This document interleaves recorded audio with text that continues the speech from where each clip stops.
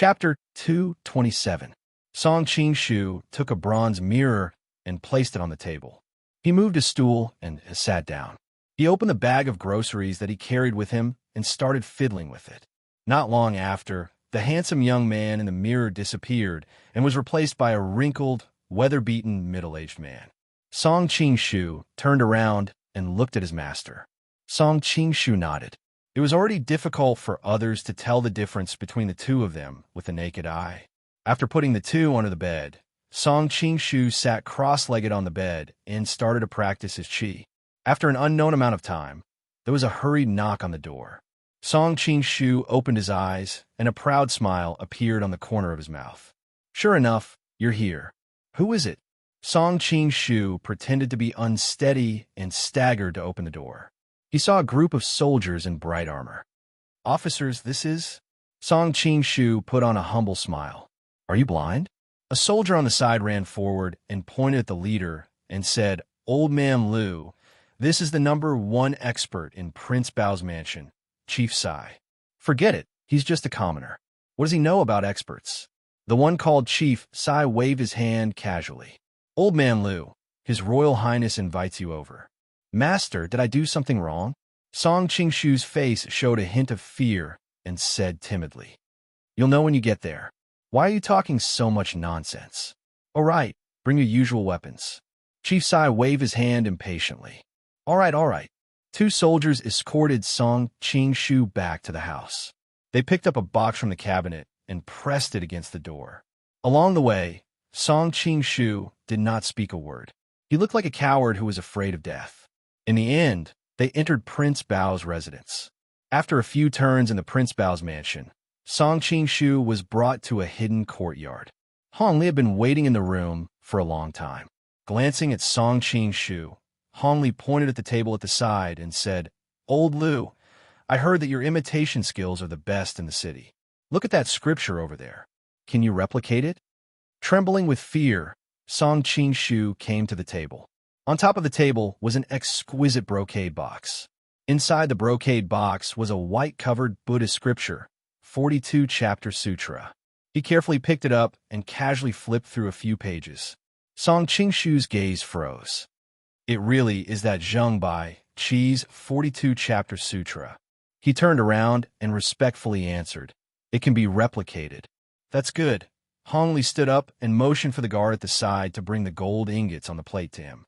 "If you can copy this Buddhist scripture as soon as possible, these 2 ingots of gold will be yours. If Ben Wang can see the difference in the copied thing." Hong Li did not finish, but the thread in his tone was self-evident. "This lowly one is in this line of work." "No problem at all." Song Qing-shu bowed and replied humbly, "All right, Chief Sai, I'll leave this to you. Keep your eyes on him. Do not move even half a step away. Do you understand?" Hong Li instructed Chief Sai before he left. "This subordinate understands. Farewell, Royal Highness." The group of people in the room quickly bowed to Hong Li. After saluting, Song Qing-shu took this opportunity to, with lightning speed, take out a sutra book he had prepared earlier from his bosom and exchange it for the real 42 Chapter Sutra. When Chief Sai came to his side and monitored him as he replicated the scripture step by step, Song Qing-shu could not hide the pride in his heart. The last time when he bargained with Su Quan's original intention was to numb Song Qing-shu.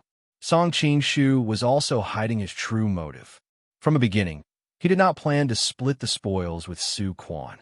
Firstly, he did not believe that the crafty Shun Long Jiao people would obediently give him half of it. Secondly, he did not believe that with the Shun Long Jiao's ability, they could really get the 42 Chapter Sutra from Hong Li's hands. Song Qing-shu simulated in his mind if he was in Hong Li's position and encountered the Shun Long Jiao people who used his only grandson to exchange for the equally precious 42 Chapter Sutra. How would he handle it? The residence of Prince Bao was powerful and had many masters. Although they had the ability to catch all the Shun Long Jiao people in Shengjing City, it was hard to guarantee that 1 or 2 of them would not slip through the net. Using the real 42 Chapter Sutra to exchange with the other party would be too risky. After thinking about it, Song Qing-shu felt that Hong Li's most likely choice was to directly substitute the real one. He would use a fake scripture book to replace the real scripture book. As long as it was done to perfection, the Shunlong Jiao people would not be able to tell it was the real one. By the time he got his grandson back, Hong Li would be able to hunt down the Shunlong Jiao people in Wuji without any fear. Although Hong Li might have some other simple and crude choices, Song Qing-shu had never underestimated the intelligence and wisdom of those top people in this world. Since Hong Li was able to reach this position, the stratagem that Song Qing-shu could come up with, he would certainly be able to think of it as well. Therefore, Song Qing-shu decisively put all his chips on this possibility. On the surface, he was haggling over every penny with the Shunlong Jiao people on how to distribute the profits after this. But in reality, he had secretly inquired about Old Man Lu, who was the most famous bookmaker in Shengjing City. He spent more than half a day observing his behavior and habits, as well as his workflow. When he received the news that the Shunlong Jiao people had kidnapped the twins, he immediately disguised himself and replaced him, waiting for the Prince Bao summons. Since he had already stolen the real scripture book and put it in his pocket, Song Qing-shu could naturally copy it leisurely. In the present age, perhaps only Emperor Xuanji, Wei Xiaobao, and Shuang knew the secret of the 42-chapter sutra. Other people like Kangxi and Hong Li, even if they knew that there was a great treasure hidden inside, they would not know that the map was on the shredded sheepskin inside the cover of the scripture book.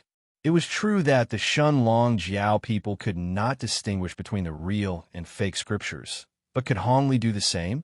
Of course, as a precaution, not only did Song Qing-shu hide the fake sheepskin inside the fake scripture book, when he deliberately flipped through the scripture book in front of Hong Li just now, Song Qing-shu had already discovered the marks that Hong Li had secretly made on the book. There was a crease on one of the pages, and there were also light scratches on a few characters. Even if you were as crafty as a ghost, don't you still have to drink the water that lousy washes my feet with? Because of Xia Qingqing's matter, Song Qing-shu did not have a good impression of Hong Li. While he was cursing in his heart, he left the same mark on the fake scripture book without leaving any trace.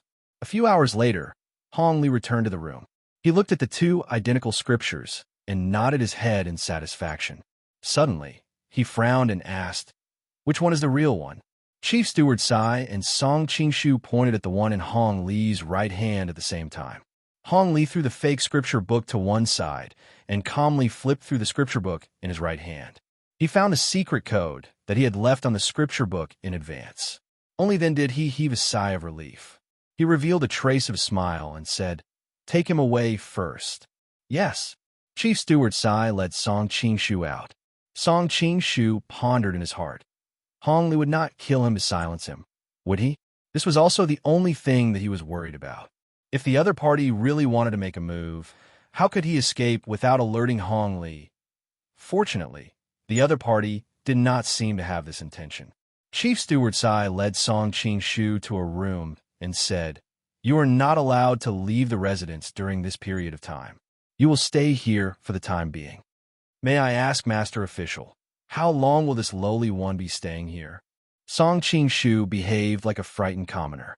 He even quietly stuffed a gold ingot that Hong Li had rewarded him into Chief Steward Sai's hand.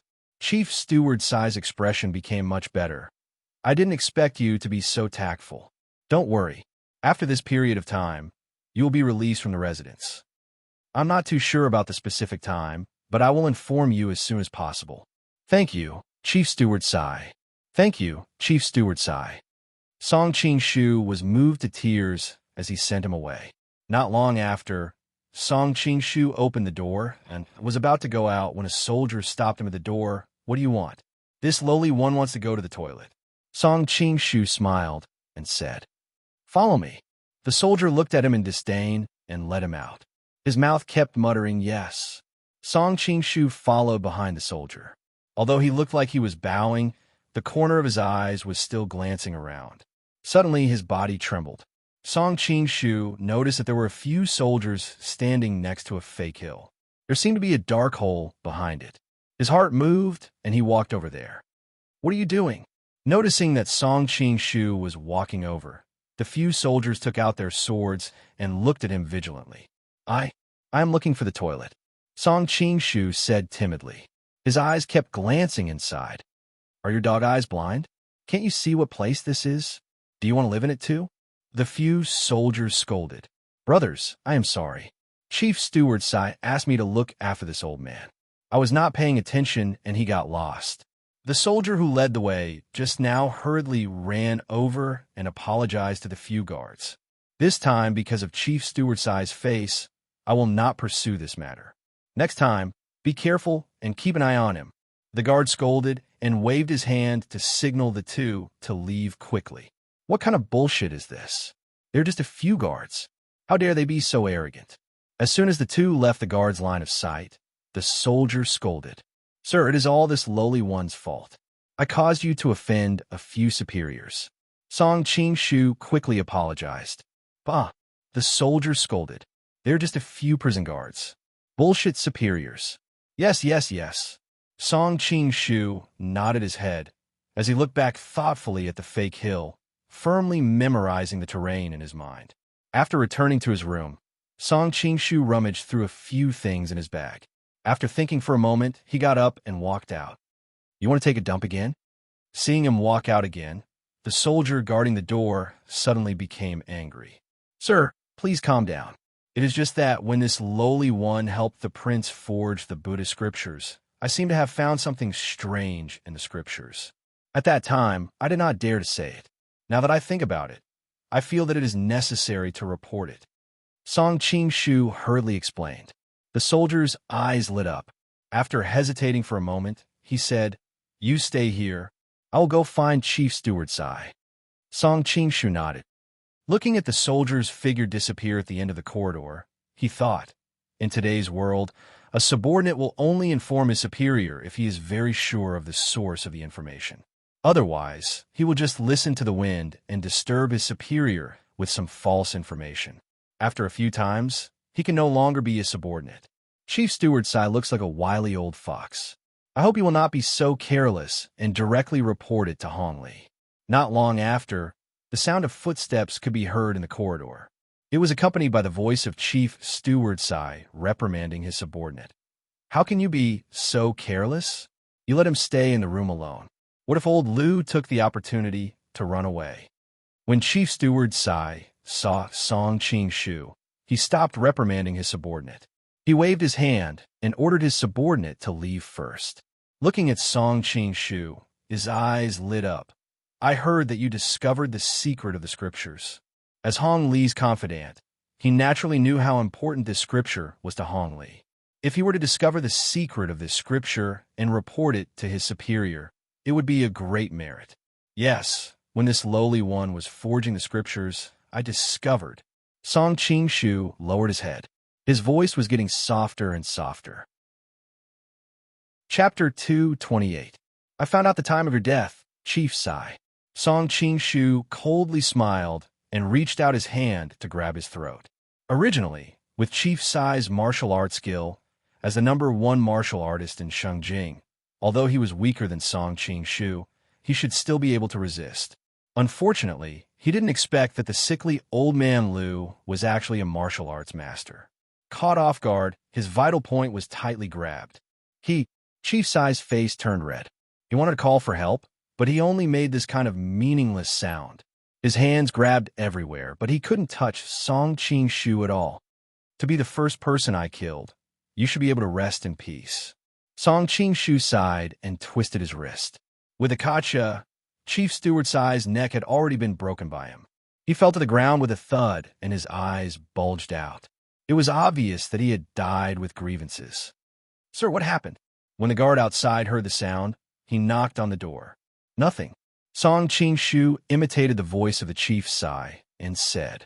After that, Song Qingshu sat at the table and began to remix the medicinal paste of a human skin mask. With Chief Sai here, it was easier to make. After smearing the medicinal paste on his face, it quickly dried and took shape. Song Qingshu tore it off and put on his face. Then he put old Lu's mask on Chief Sai's face.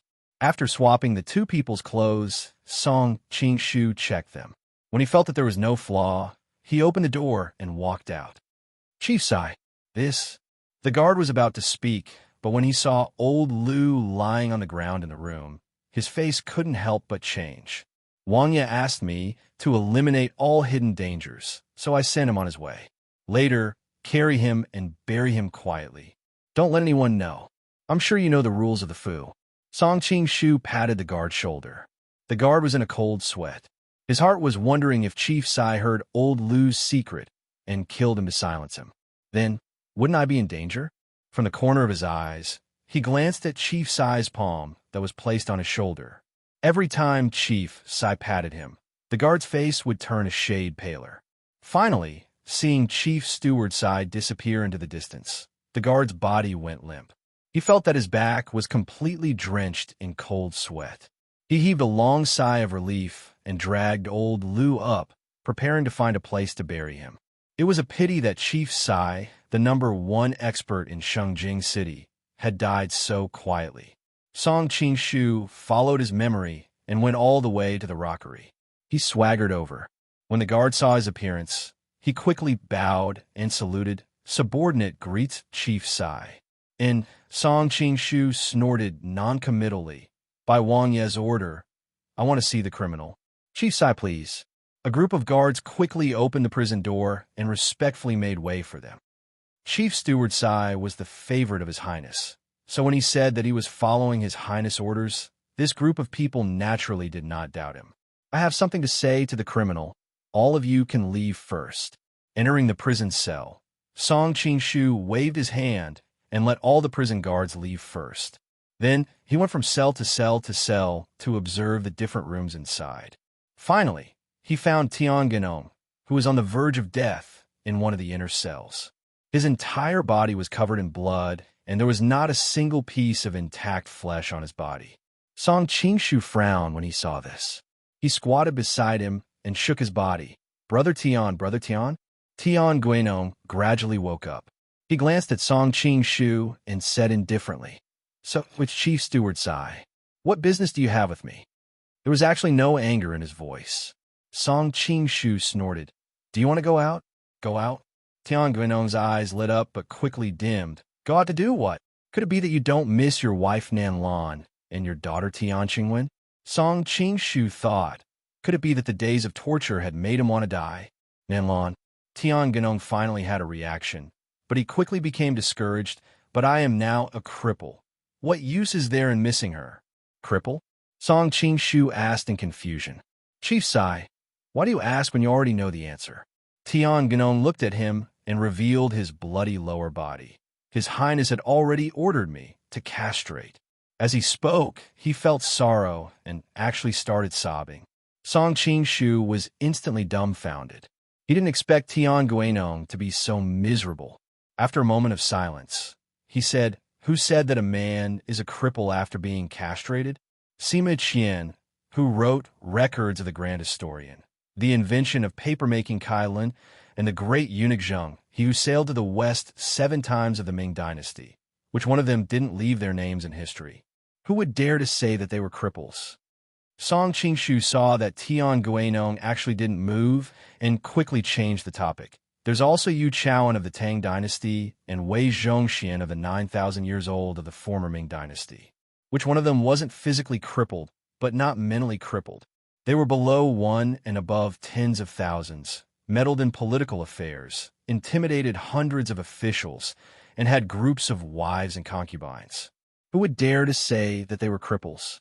Tian Genong raised his head and mumbled, "Not bad, not bad. I still have a chance, I still have chance." Song Qing-shu was speechless. As expected of a bad person, positive examples couldn't motivate him, but these evil villains made him pull himself together. "This is a snow ginseng jade toad pill. It's useful for your injuries. Take it quickly." Song Qing-shu brought a pill to Tian Guinong's mouth. Tian Guinong looked at him warily. He suddenly remembered that he was already in a situation worse than death. If it was poison, he would just die. He took the pill and swallowed it. He immediately felt a wave of heat rising from his lower abdomen. Song Qing-shu stretched out his palm and placed it on his back. "I'll help you digest the medicine first." When you temporarily regain your ability to move, I'll send you out. Feeling the endless flow of true energy coming from his back, Tian Guinong hurriedly circulated his qi to heal his injuries. Why did Chief Steward Sai save me? A few years ago, I received a great favor from Song Qingshu. He came to Shengjing as an imperial envoy and found out that you were being tortured by His Highness because of him. Thus, he tried to find a way to save you. Later, he coincidentally contacted me. Song Qingshu said in a deep voice, "Aren't you betraying His Highness by doing this?"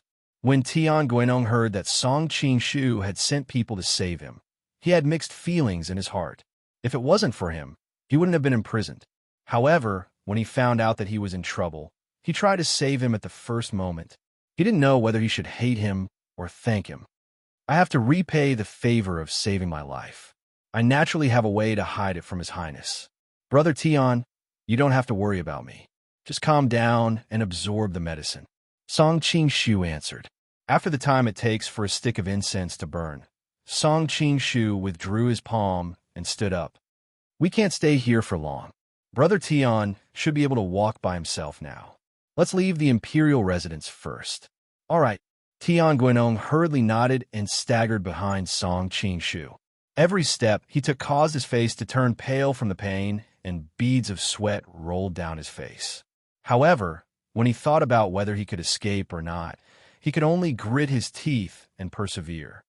Chief Steward Sai, this is? Seeing Tian Guinong behind Song Qingshu, the guards at the door were shocked. It's His Highness' orders. I'll bring him out. You don't need to ask. Song Qingshu took out a token and said indifferently. He thought that this Chief Steward Sai really saved him a lot of effort. He didn't think that he would have Hong Li's token on him. Otherwise, he would have to spend a lot more effort to save Tian Guinong. Yes. The guards' hearts trembled and they laughed. This Tian Guinong is already a cripple. He naturally has no value now. Hearing the laughter of this group of low-ranking guards who he usually didn't care about, Tian Guinong's body trembled. His nails dug into his flesh. He secretly swore in his heart, I, Tian Guinong, will definitely take revenge for this. The journey out of the imperial residence was unimpeded. Song Qingshu pointed at the carriage that was already prepared at the side and said to Tian Guinong, Brother Tian, I still have important matters to attend to, so I won't see you off. After you drive this carriage back to the imperial residence, bring your wife and daughter to the Five Lakes sect in the east of the city to find their sect master, Sang Fei Hong. Song Yingong has already told her that they will escort you out of Shengjing City. Now that you can no longer stay in Liaodong, Sect Master Sang will escort you to Yanjing City. Song Yingong will arrange everything for you there. It turned out that Song Qingshu had saved Sang Fei Hong once in Zhang Xiaozhong's residence. After that, Sang Fei Hong came to him to repay his kindness. Song Qingshu thought for a while and made an agreement with her to escort them out of the city. Thank you, Chief Sai, for saving us today. Tian Guinong looked at Song Qingshu and felt a little choked. Ever since he was imprisoned, his old friends in the officialdom all turned their backs on him and hid him when he was down. He didn't expect that Chief Sai, who he had no friendship with in the past, would lend a helping hand. If you want to thank someone, thank Song Yingong. Song Qingshu snickered in his heart and turned to walk towards the imperial residence. He had only taken a few steps when he thought of something and called out to Tian Guinong, Brother Tian, Sect Master Sang of the Five Lake Sect only knows your wife, Namlon. Brother Tian, please don't go looking for her alone. It turned out that Song Qingshu was worried that Tian Guinong's nature was cold. If he abandoned his wife and daughter at this critical moment, wouldn't his efforts be in vain? Thank you, Chief Sai, for the reminder. Tian Guinong was stunned. He nodded and drove the carriage back to his own imperial residence. When he re-entered the imperial residence, Song Qingshu felt strange. Why didn't he see the people of the Red Flower Society in the prison just now? Forget it. Time was of the essence, and he couldn't save them. He should go look for Xia Qingqing first. Song Qingshu hurriedly walked without any obstruction until he arrived at the entrance of the imperial residence's inner court. Chief Sai, don't tell me you don't know the rules. Other than the imperial residence and the crown prince, No one else is allowed to enter the inner court of the imperial residence. Chief Sai, don't tell me you don't know the rules. Song Qing-shu turned to look. He seemed to have seen this person at the banquet before. He was the third expert under Prince Bao, Golden Claw, Iron Hook by Zhun. According to Zhang Xiaozhong, Bai Zhun's Eagle Claw art was even better than Chief Sai's. All these flashed through his mind. Song Qing-shu quickly said, "So it's official, Bai. I'm sorry, I was thinking about something just now and got a little muddle-headed." It's all right. Bai Zhun said with a fake smile, but he was extremely resentful in his heart. This Chief Sai's martial arts was not even as good as his. Just because he was from Manchuria, he gained the imperial residence's trust. On the other hand, he could only look after the imperial residence here. Song Qing-shu turned around and walked towards the imperial residence. He thought to himself, I thought I could use my identity as Chief Sai to sneak in and look for Qing-Qing more easily. I didn't expect. It seems like I can only carry out the plan. Chapter 229. Song Qing-shu came to a room. Seeing that no one was paying attention to him, he stretched out his hand and knocked on the door 9 times in a hurry. Then, he knocked on the door heavily. The person inside received the strange signal that he had arranged beforehand, and the door quietly opened a gap. Entering the room, Song Qing-shu asked, "Is everything ready?" "Yes, but do you really know medicine?" The voice was very pleasant. It was the 9th princess of the Ming dynasty, Zhu Yanai. "I don't know." Looking at the banner on the table with the words treating difficult and complicated diseases and a few medicine baskets, Song Qing-shu smiled with satisfaction. It was hard for a princess like her to prepare these things. "If you don't know how, do you dare to take the exam?" Zhu Yanai was so angry that she laughed, waiting for Song Qing-shu's explanation. "I don't know how to treat normal illnesses, but I have a 70% chance of treating the illness that Prince Bao's mansion is looking for," Song Qing-shu replied. 70%? Zhu Yanai thought it was not low. "What illness is that? You are so confident." "I don't know." Song Qing-shu shrugged. "You don't know?" Zhu Yanai threw the things in her hands angrily, sat on the bed and sulked. "You are still keeping it a secret at this time. You go to the mansion yourself." "I'm not going." "Io, my good princess, don't give up at this time." Song Qing-shu panicked and hurriedly ran over to apologize. "I'm really not sure what illness that woman has. It's just a guess. If I'm wrong, I'll lose face." "It doesn't matter if I'm wrong. With our Qing Gong, I don't think the people of Prince Bao's mansion can stop us." Zhu Yong turned his head and looked at him. "What kind of illness do you think it is?" Song Qing-shu felt a little uncomfortable being stared at by her beautiful eyes. He said awkwardly, "This illness, I am a little embarrassed to talk about it." "What illness is it? You're making me anxious." The more Song Qing-shu said, the more curious Zhu Yanai became. "Move your ear closer." Song Qing-shu beckoned. Zhu Xiaoxiao hesitated for a moment, but her curiosity overcame her reserve, and she leaned over. Looking at the fair and translucent ears in front of him, as well as the delicate platinum earrings swaying gently, Song Qing-shu was momentarily dazed. He quickly recovered and quickly whispered a few words in her ear. Perhaps it was because of the hot breath exhaled from Song Qing-shu's mouth, or because she heard those words, Zhu Xiaoi suddenly sat up straight as if she had been startled. She looked at him with a strange expression and said, "How do you know about this kind of thing?" A little. Song Qing-shu was also a little embarrassed. In the modern world of his previous life, women would regard him as a considerate man if he knew these things. But in ancient times, it was hard to avoid feeling that a man like him knew these things. "Well, since you know how to treat it, we can give it a try." Zhu Yuehua was also quite uneasy. Chapter 228, A Strange Illness? "We were delayed in the mansion just now. We have to hurry, or else we won't make it." Song Qing-shu was worried that the Dragon God cult had already started to take action, and if he arrived too late, he might not be able to enter the mansion. He quickly picked up a human skin mask that he had prepared beforehand and stuck it on his face. Then he stuck a few strands of his beard onto it and put on a clean and plain Taoist robe. Soon, Song Qing-shu looked like a traveling doctor with the air of a sage. Tightening his belt, Song Qing-shu turned around and found that Zhu Xiaoxiao was staring at him in shock. He hurriedly said, "Why don't you change your clothes? How can I change if you are here?" Zhu Xiaoxiao angrily stamped her foot. Song Qing-shu also felt that he was too impulsive, so he quickly turned around and said, "Time is running out.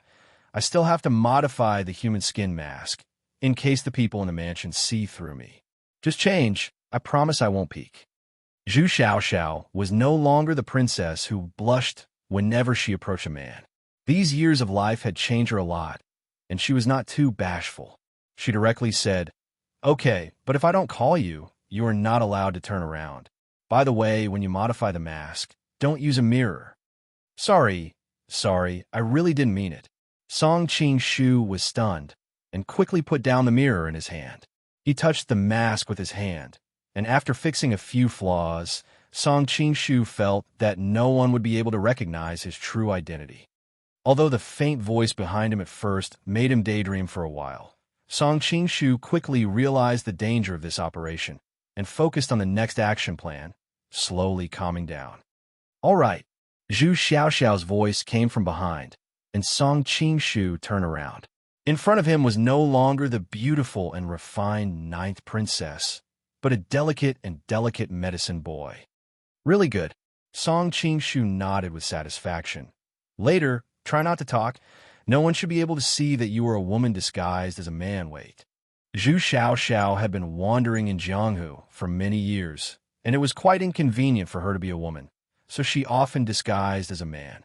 After a while, she had mastered the skill of disguising as a man. Seeing Song Qing-shu walking towards her, she could not help but be stunned.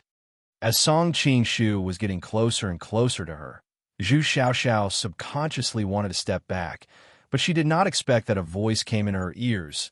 "Don't move." There was a hint of convincing in the voice, and Zhu Xiaoxiao believed that he would not do anything bad to her, so she was relieved to stand where she was. When she noticed that Song Qing-shu's hand was reaching for her ear, she understood what he was going to do. It turned out that she was careless and forgot to take off her earring. Soon, she felt a numbing sensation in her earlobe, and then Song Qing-shu's voice sounded. "There are two major flaws in disguising as a man. One is the Adam's apple, and the other is the ear hole. Your collar is very high, so the Adam's apple is naturally not a problem, but the ear hole is too obvious. I will apply medicine paste on it, so it should not be seen in a short time." Song Qing-shu gently rubbed the round earlobe. "However, the ear hole is too obvious. I will apply medicine paste on it, so it should not be seen in a short time." Feeling that it was cold and smooth, he secretly praised in his heart, "Ninth young lady, your earring." After dealing with the ear hole, Song Qing-shu spread out his hand and took off the earring and placed it in front of Zhu Xiaoxiao. Zhu Xiaoxiao's pretty face was expressionless, and she said lightly, "You can take it. I don't want something that has been touched by a man." Song Qing-shu was stunned, thinking that he had touched her ear just now. "Since it is a gift from ninth young lady, it would be disrespectful for me to refuse." After saying that, he put it in his arms. Zhu Xiaoxiao looked at him grumpily and felt strange in her heart. Why did it seem that she gave him a token of love? She did not want to continue this topic, so she quickly asked, "Do you have to disguise me as a male medicine boy? Isn't it more convenient to be a female medicine boy later?" Actually, it would be more convenient to be a female medicine boy, but Hong Li and Fu Kanghan are both lechers. Moreover, the ninth young lady is so beautiful. If she appeared in the form of a woman, it would inevitably arouse their lust. Who knows, it might cause unnecessary trouble. Song Qing-shu smiled bitterly. Since ancient times, women had always been creatures that attracted hatred. The more beautiful they were, the more hatred they could attract. Hearing his natural praise, Zhu Xiaoxiao's face turned red, and she grabbed the medicine box on the table and said, "Let's go quickly." After the time it took to drink a cup of tea, a wandering Taoist came to the prince's mansion, followed by a handsome little medicine boy. The Taoist looked at the notice on the wall and directly went forward and tore it down. The guard on the side was shocked and angry. What about me?" Song Qing-shu yawned. "Since I dared to take the notice, I naturally have the ability to cure this disease. Don't talk nonsense. Go in and report. The guard hesitated for a moment, and finally sent one of his companions to report. The rest of them stared at the two of them. If there was an order to punish them, they could immediately control the two of them. Fu Qinggan was originally in the mansion discussing with Hong Li about how to save his son. Suddenly, a guard came in to report that the notice was torn. Fu Qinggan was stunned. Hong Li said, "You go and have a look first. I will discuss with them, and then I will inform you." Fu Qinggan nodded, hurried to the side hall, and asked his subordinates to invite Song Qingshu and Zhu Xiaoxiao in.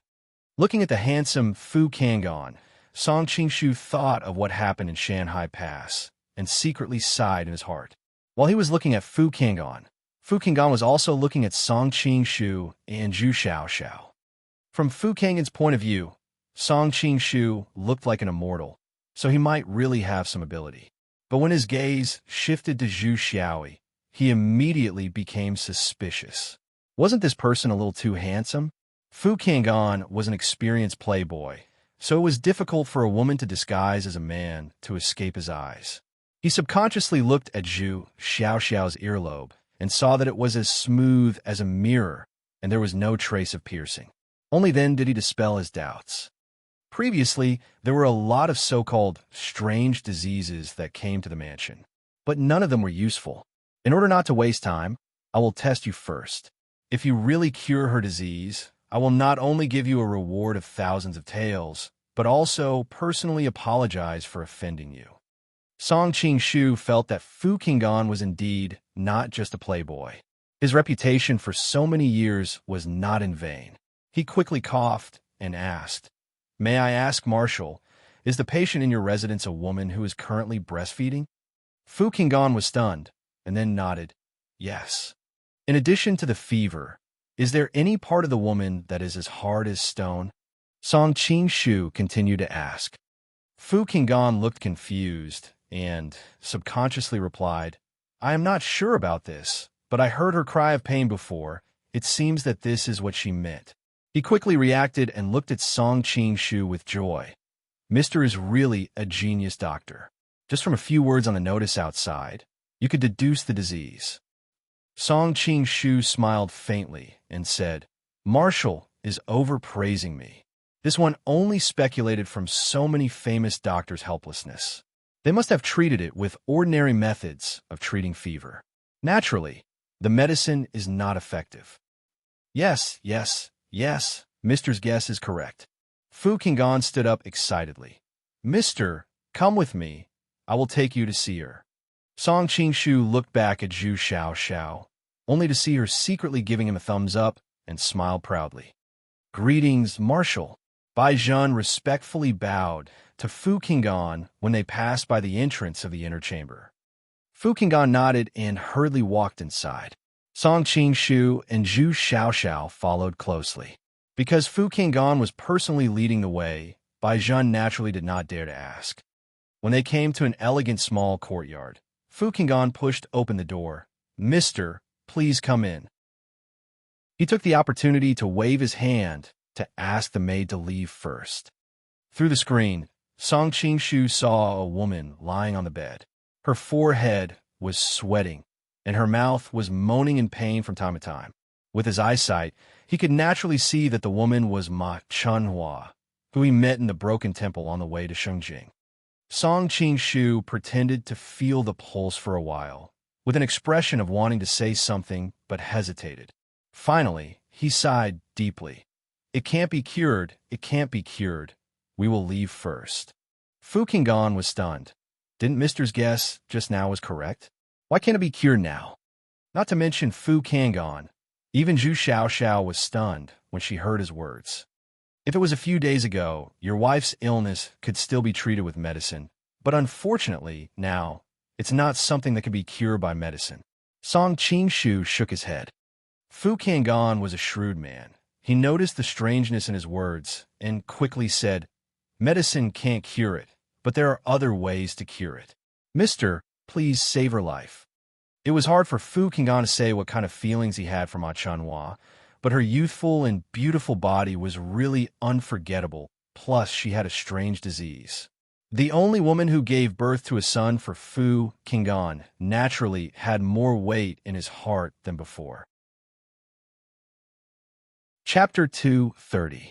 What method is it? Fu Qinggan was stunned. Song Qingshu hesitated for a long time, as if he had gone through a great struggle. He said, but it was not discharged in time, and finally settled and accumulated, blocking all the meridians in the chest. After a long time, it turned into inflammation and finally caused your wife's illness. To treat it, we can only use a special massage technique to remove the blockage inside and clear the meridians in the chest. Only then can we save your wife's life. In fact, Ma Chunhua's illness was just a common breast blockage in breastfeeding women, which eventually developed into mastitis. If a woman got this illness, her chest would often swell and hurt, accompanied by a high fever. If not treated in time, it would develop into a very serious condition. As for why a man like Song Qingshu would know this, it was a coincidence. In his previous life, Song Qingshu's friend was the one who asked a woman to teach him how to swim. After marriage, his wife also contracted this illness.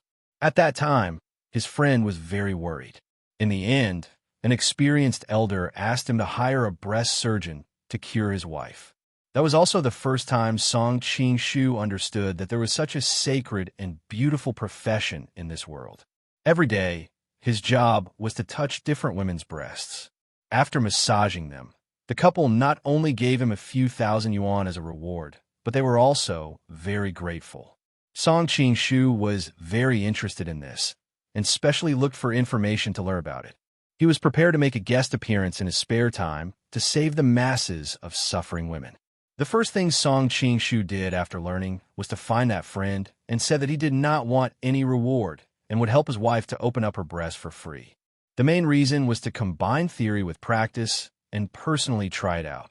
In the end, his friend's wife blushed and kicked him out. Then, this great dream died in the womb. He did not expect that after coming to this world, he would have the opportunity to put it into practice. In fact, Song Qingshu now understood why so many famous doctors were helpless. It was not that they could not treat it, but they did not dare to. They did not even dare to touch her skin to feel her pulse, let alone massage her breasts. They were worried that Fu Qinggan would kill them afterwards, so they simply said that they did not know how to treat it. Fu Qinggan looked at him fiercely. Seeing that his eyes were clear, he could only suppress the anger in his heart. Can Mr. please teach the maids in the residence and let them massage my foreign? Song Qingshu frowned and shook his head. Women are naturally weak, so it's difficult for them to have any effect. Furthermore, this technique is extremely complicated. If one doesn't understand medicine, I'm afraid it'll be difficult to learn it. If Marshall is unwilling to treat me, this old man will take his leave.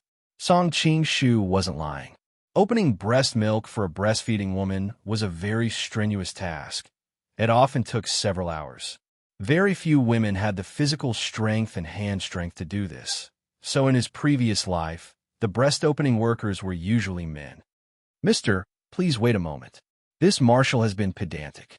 Mister's hands are miraculous and benevolent. Naturally, you won't have any dirty thoughts. Please save her, mister.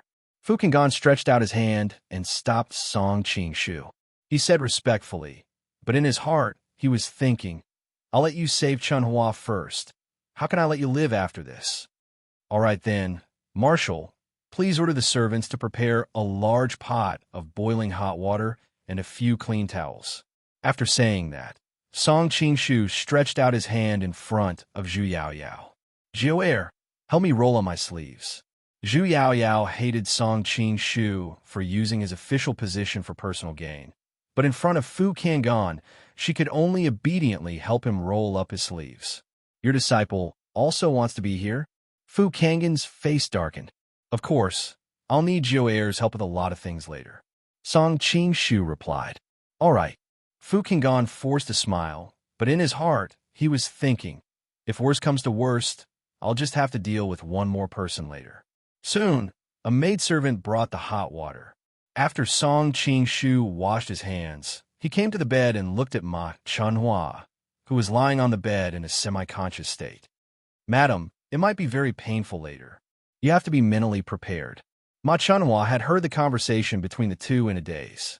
Feeling shy, she turned her head to the side and replied in an inaudible voice, and Fu Kang's eyelids twitched as he watched Song Qingshu remove Ma Chunhua's clothes one by one. When her snow-white breasts were revealed, Fu Qinggan secretly snorted. He pulled a stool over and sat on the side. Out of sight, out of mind. Joer, wring the towel dry and give it to me. Song Qingshu reached out and explored Ma Chunhua's breasts a few times. He said in a worried tone, "It's already so serious." As a virgin, Zhu Yinshi felt embarrassed at the scene. She stole a glance at Song Qingshu, who was calm and composed, and really didn't know whether she should call him a vulgar or a gentleman. She rolled up her sleeves, revealing her two snow-white arms. Zhu Xiaoyan was startled. She looked up and found that Fu Qinggan was not paying attention to her, so she quickly put down her sleeves, revealing only a small part of her skin, just enough to avoid getting wet. Song Qingshu took the towel and frowned. He put his hand into the basin to feel the temperature and shook his head. The water temperature is not enough. Change to a basin of boiling water. But won't this burn, madam? The maidservant asked. Don't worry, she won't feel hot at this time. The hotter the water, the more comfortable she will feel, Song Qingshu said. Soon, a basin of boiling water was brought up. Song Qingshu didn't want to burn Zhu Xiaoyi's jade-like fingers, so he asked the maidservant to wring the towel dry and give it to him. Looking at the maidservant, who was grimacing in pain from the heat, Zhu Xiaoyan quickly understood Song Qingshu's thoughtfulness. She opened her mouth, but no sound came out. Song Qingshu put a few hot towels on Ma Chunhua's chest. Seeing that her expression suddenly relaxed, he quickly asked, "Is madam comfortable?" Ma Chunhua only felt that it sounded quite strange, but she could only answer honestly. Looking at Fu Kang's expression, Song Qingshu hurriedly explained to him. This old man first used a hot towel to soften the hard lumps in madam's body. These lumps are actually the accumulation of milk in the body, and when it comes in contact with hot water, it will naturally melt. This is also why I need the hot towels. If the temperature is not enough, the heat will not reach madam's body, and naturally it won't be effective. Fu Qinggan could only nod gloomily, indicating that he understood. Estimating that it was about time, Song Qingshu said to Ma Chunhua, "Madam, let me remind you again, it will be very painful later. Although it is not as painful as when you gave birth, but it is not much different. Marshal, if you hear madam's cries of pain later, don't panic." Seeing that both of them nodded, Song Qingshu took off the towel, moved his fingers, and began to move. First, starting from the acupuncture point, Song Qingshu pinched a few hard lumps with his fingers. I will first disperse these hard lumps to clear the exit channel. Then it will be easier to force more hard lumps out later. Song Qingshu explained as he moved. He didn't want Fu Qinggan to not know the truth and kill him out of anger, which would ruin the later plan. Sure enough, not long after, Ma Chunhua's breathing became obviously heavy. At first, she gritted her teeth and endured, but later she couldn't bear it anymore and began to cry out in pain. Marshal, get the servants to prepare some olive oil. You guys probably don't have such things in this era. Then prepare some sesame oil. Song Qingshu used a special method to constantly rub and squeeze the hard lumps around the Ruzhong acupuncture point, and white milk could be seen seeping out with the naked eye. After seeing this, Ma Chunhua was embarrassed and anxious, and could only cry out in pain to distract herself. When he felt that the small hard lumps around the Ruzhong acupuncture point had been rubbed, and the surface had become even softer, Song Qingshu soaked his hand in the sesame oil for a while, then picked it up and evenly applied it on Ma Chunhua's chest. The hard lumps at the bottom of the nipple root are bigger and harder to remove. I'm afraid madam will be in more pain. After saying that, starting from her armpit, he found a hard lump and squeezed it up bit by bit. Ma Chunhua only felt a sharp pain and couldn't help but scream. Fu Qinggan frowned and asked, "Is it really okay?" Song Qingshu replied, "Marshal, don't worry, this is normal. Women's mammary glands are small and numerous, and it's very easy for them to get clogged. I'm squeezing the hard lumps out from the mammary glands, so Madam will naturally feel pain. But after it's done, not only will it not be easy for her to contract this problem again, but the milk will also be more abundant, which is better for your son's body. Hearing him mention her children, Ma Chunhua raised her head and looked at Fu Kangan, her eyes filled with tears. Kangan, our children. When his subordinates snatched Ma Chunhua back, she told him that she had 2 sons, and Fu Kangan, who had been childless for many years, was exceptionally happy. But when he found out that the 2 children had been shot by his subordinates with poisonous needles, he was afraid that they would not survive. In a rage, Fu Kangan executed the dozen or so subordinates who had carried out the operation at that time. Because Ma Chunhua was overly sad, and in addition to being drenched in the rain that day, she contracted this strange disease. Fu Kangan originally thought that he was destined to be childless, but who knew that not long ago, someone sent a pair of children's shoes and said that the twins were in their hands, and asked the Bao Prince's residents to exchange the 42-chapter sutra. With one look, Ma Chunhua recognized that the shoes belonged to her son, and her heart, which was like dead ashes, was rekindled. If it wasn't for the fact that she wanted to stay alive to look after her son, Ma Chunhua would probably rather die than let another man treat her with this kind of method. Don't worry, I will definitely save them. Fu Kangan held Ma Chunhua's hand and said, I believe you. Ma Chunhua nodded weakly, and the hand that was holding Fu Kangan's hand tightened. Aya! Fu Kangan was stunned, and he turned his head to look. It turned out that after Song Qingshu's grooming, Ma Chunhua's breast had opened up quite a bit, and a large lump was squeezed on top and directly turned into a stream of milk that sprayed on Zhu Yanai's face, who was helping at the side. Zhu Yanai was caught off guard, and only felt that her mouth was sweet and fishy, so she quickly stood up and wiped the thing off her face. Marshal, the breast on Madam's side has opened up a small part. You should be able to see it with your naked eyes. Song Qingshu laughed inwardly. He increased the strength of his hand and shot streams of juice toward Zhu Xiaoyi's body. Fu Kangan didn't know whether he should be happy or angry. At this moment, a guard's voice came from outside the door. Marshal, His Royal Highness asked me to inform you to prepare to set off. Those who are interested might as well consider this magical profession. Chapter 231. All right, I'll be right there.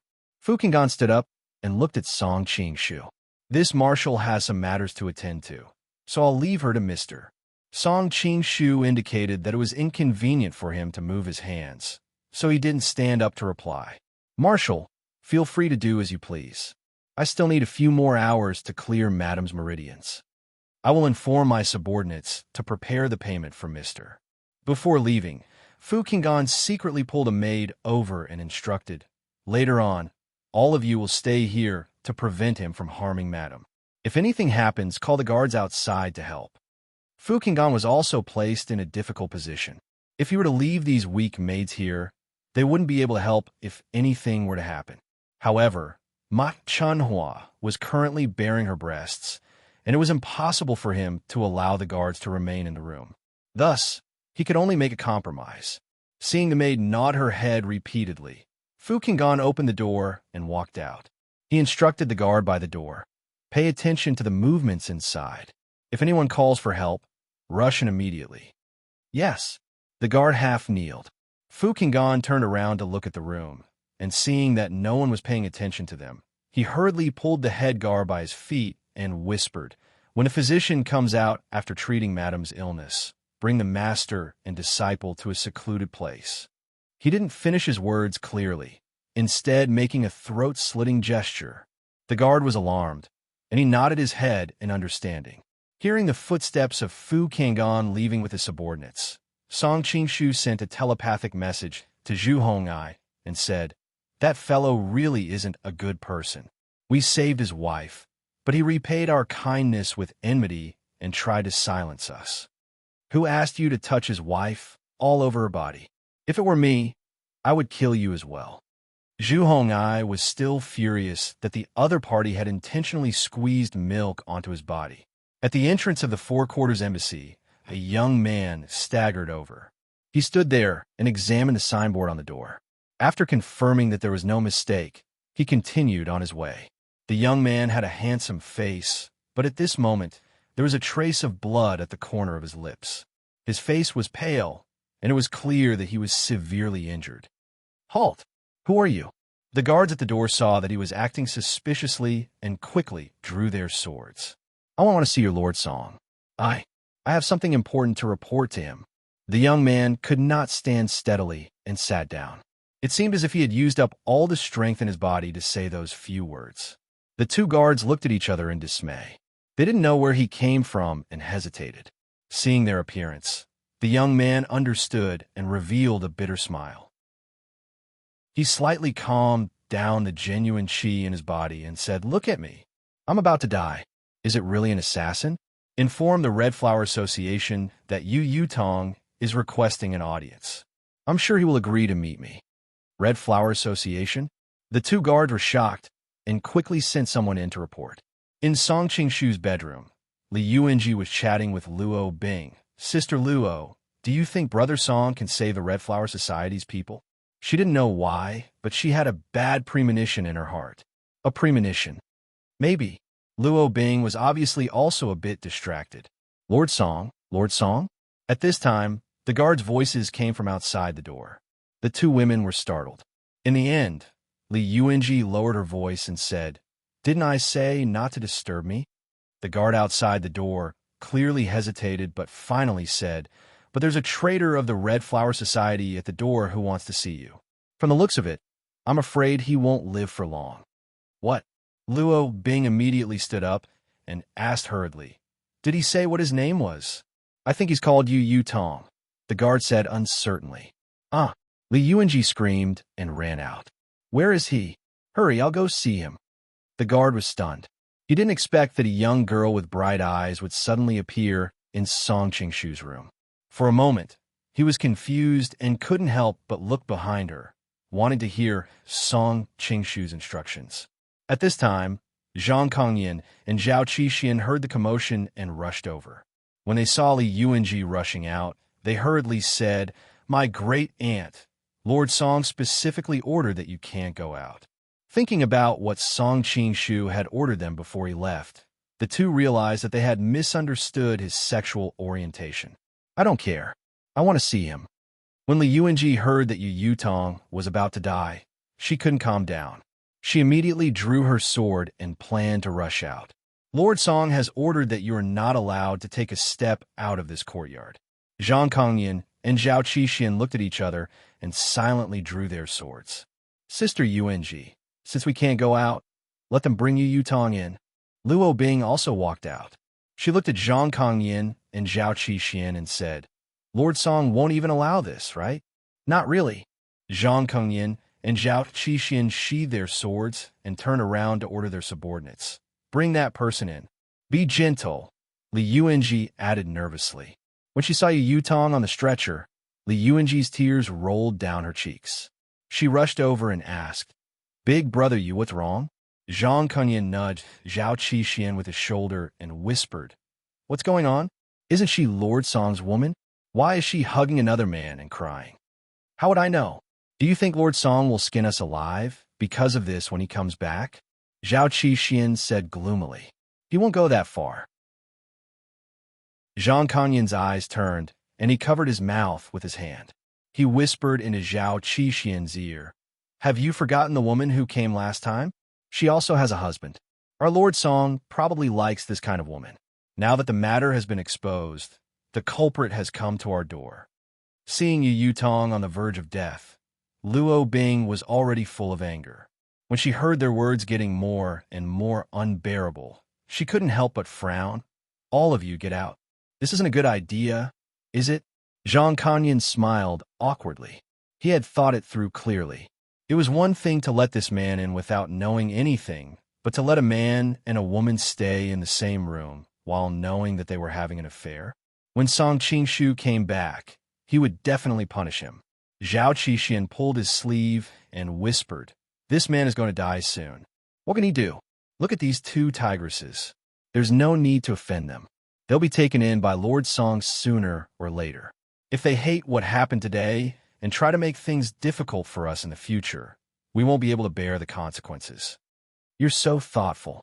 Zhang Kongyan was still scared.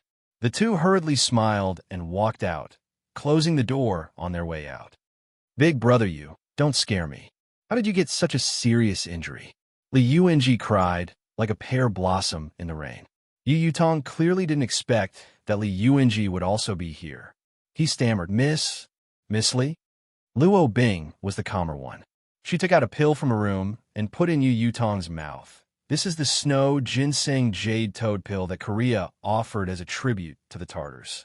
I heard from Song Qing-shu that it has a miraculous healing effect. No need, I know that my body is dead. Yu Yutong smiled bitterly, but Luo Bing still forced the pill into his mouth.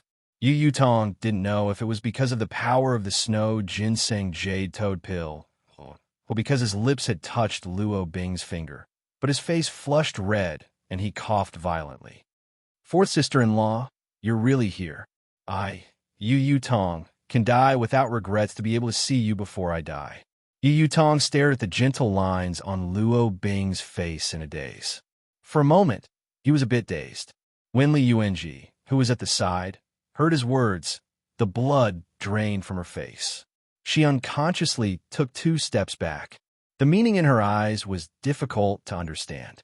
It was both blank and sad. Yu Yutong glanced at her.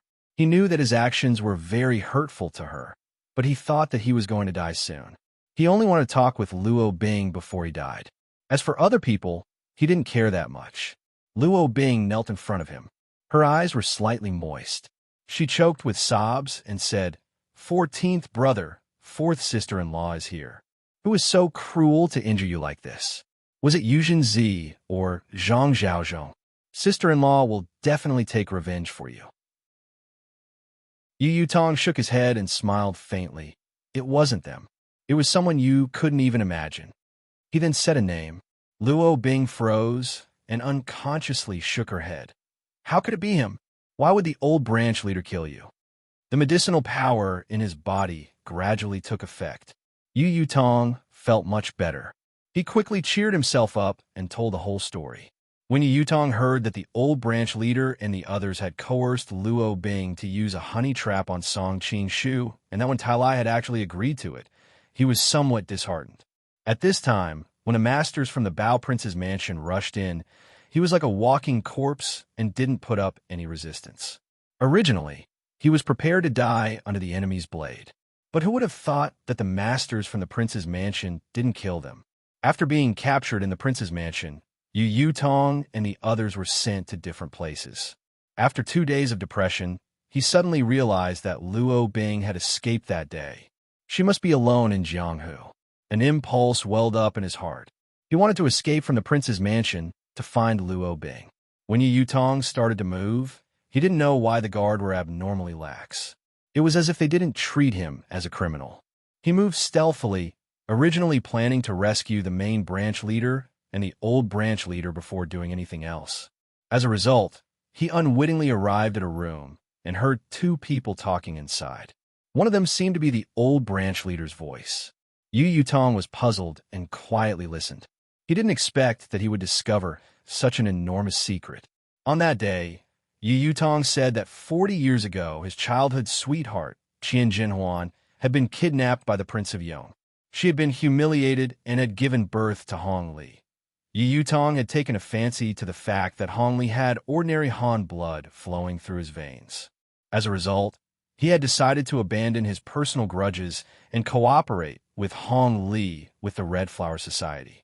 He wanted to help Hong Li become the emperor of the Manchurian Qing and bring a better life to the Han people of the world.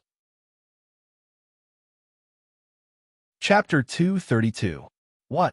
This news was subversive to Luo Bing. Li Yuanji stared at Luo Bing's back in a daze. She wondered if Luo Bing was really sent by the Red Flower Society to seduce Brother Song. No wonder she felt they were a bit strange these days. She just didn't know how close they were. I had the same reaction as you. Yu Yutong smiled bitterly. I thought the old leader sacrificed his feelings for the great cause of fighting against the Qing and restoring the Ming.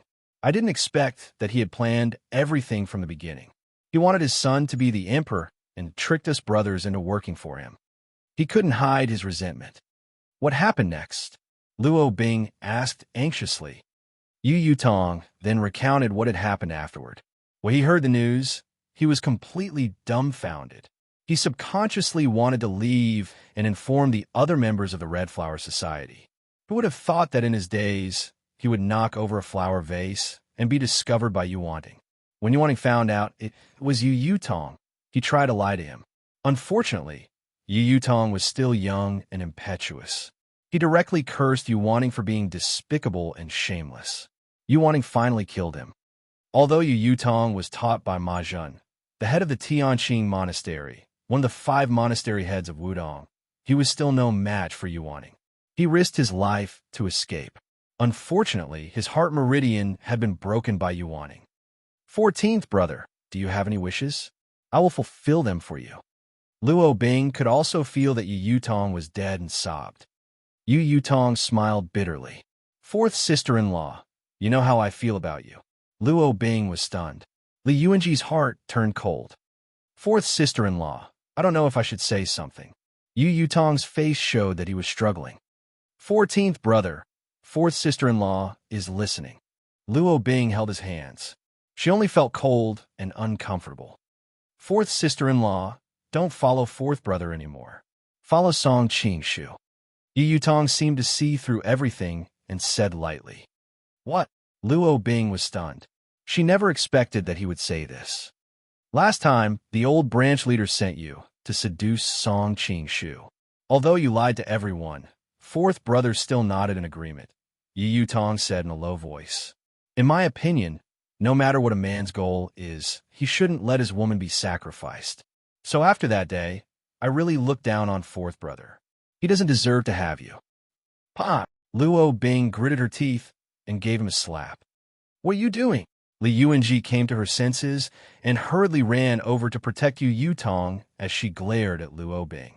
Even if you hit me, I'd still say the same thing. Yu Yutong smiled bitterly. That day, 4th brother Wen said that Song Qingshu threatened him with our lives. He had no choice but to agree to give you to Song Qingshu. I really wanted to laugh. This only proved that in 4th brother's heart, there were other things more important than 4th sister-in-law. Should we rebel against the Qing and restore the Ming? Of course he should, but he used his woman to exchange for something. Do you really have a clear conscience? Yu Yutong sneered. If I were in 4th brother's position, in my position, I would rather die with all my brothers than agree to Song Qingshu's threats. That day's events had already left a rift between Wen Tailai and Luo Bing. Yu Yutong's words were like Pangu's axe, making this rift bigger and bigger. Noticing Luo Bing's uncertain expression, Yu Yutong revealed a faint smile. 4th sister-in-law, although I haven't had much contact with Song Qingshu, the few times I've met him left a deep impression on me. In order to obtain you, he used despicable means. Before, I hated him very much.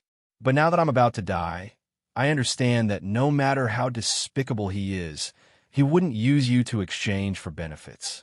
Only a man like him can protect you for the rest of your life. Question mark. I can protect myself. I don't need a man to protect me. Luo Bing said through gritted teeth. She didn't want to listen to Yu Yutong anymore, because she found that her heart was also wavering.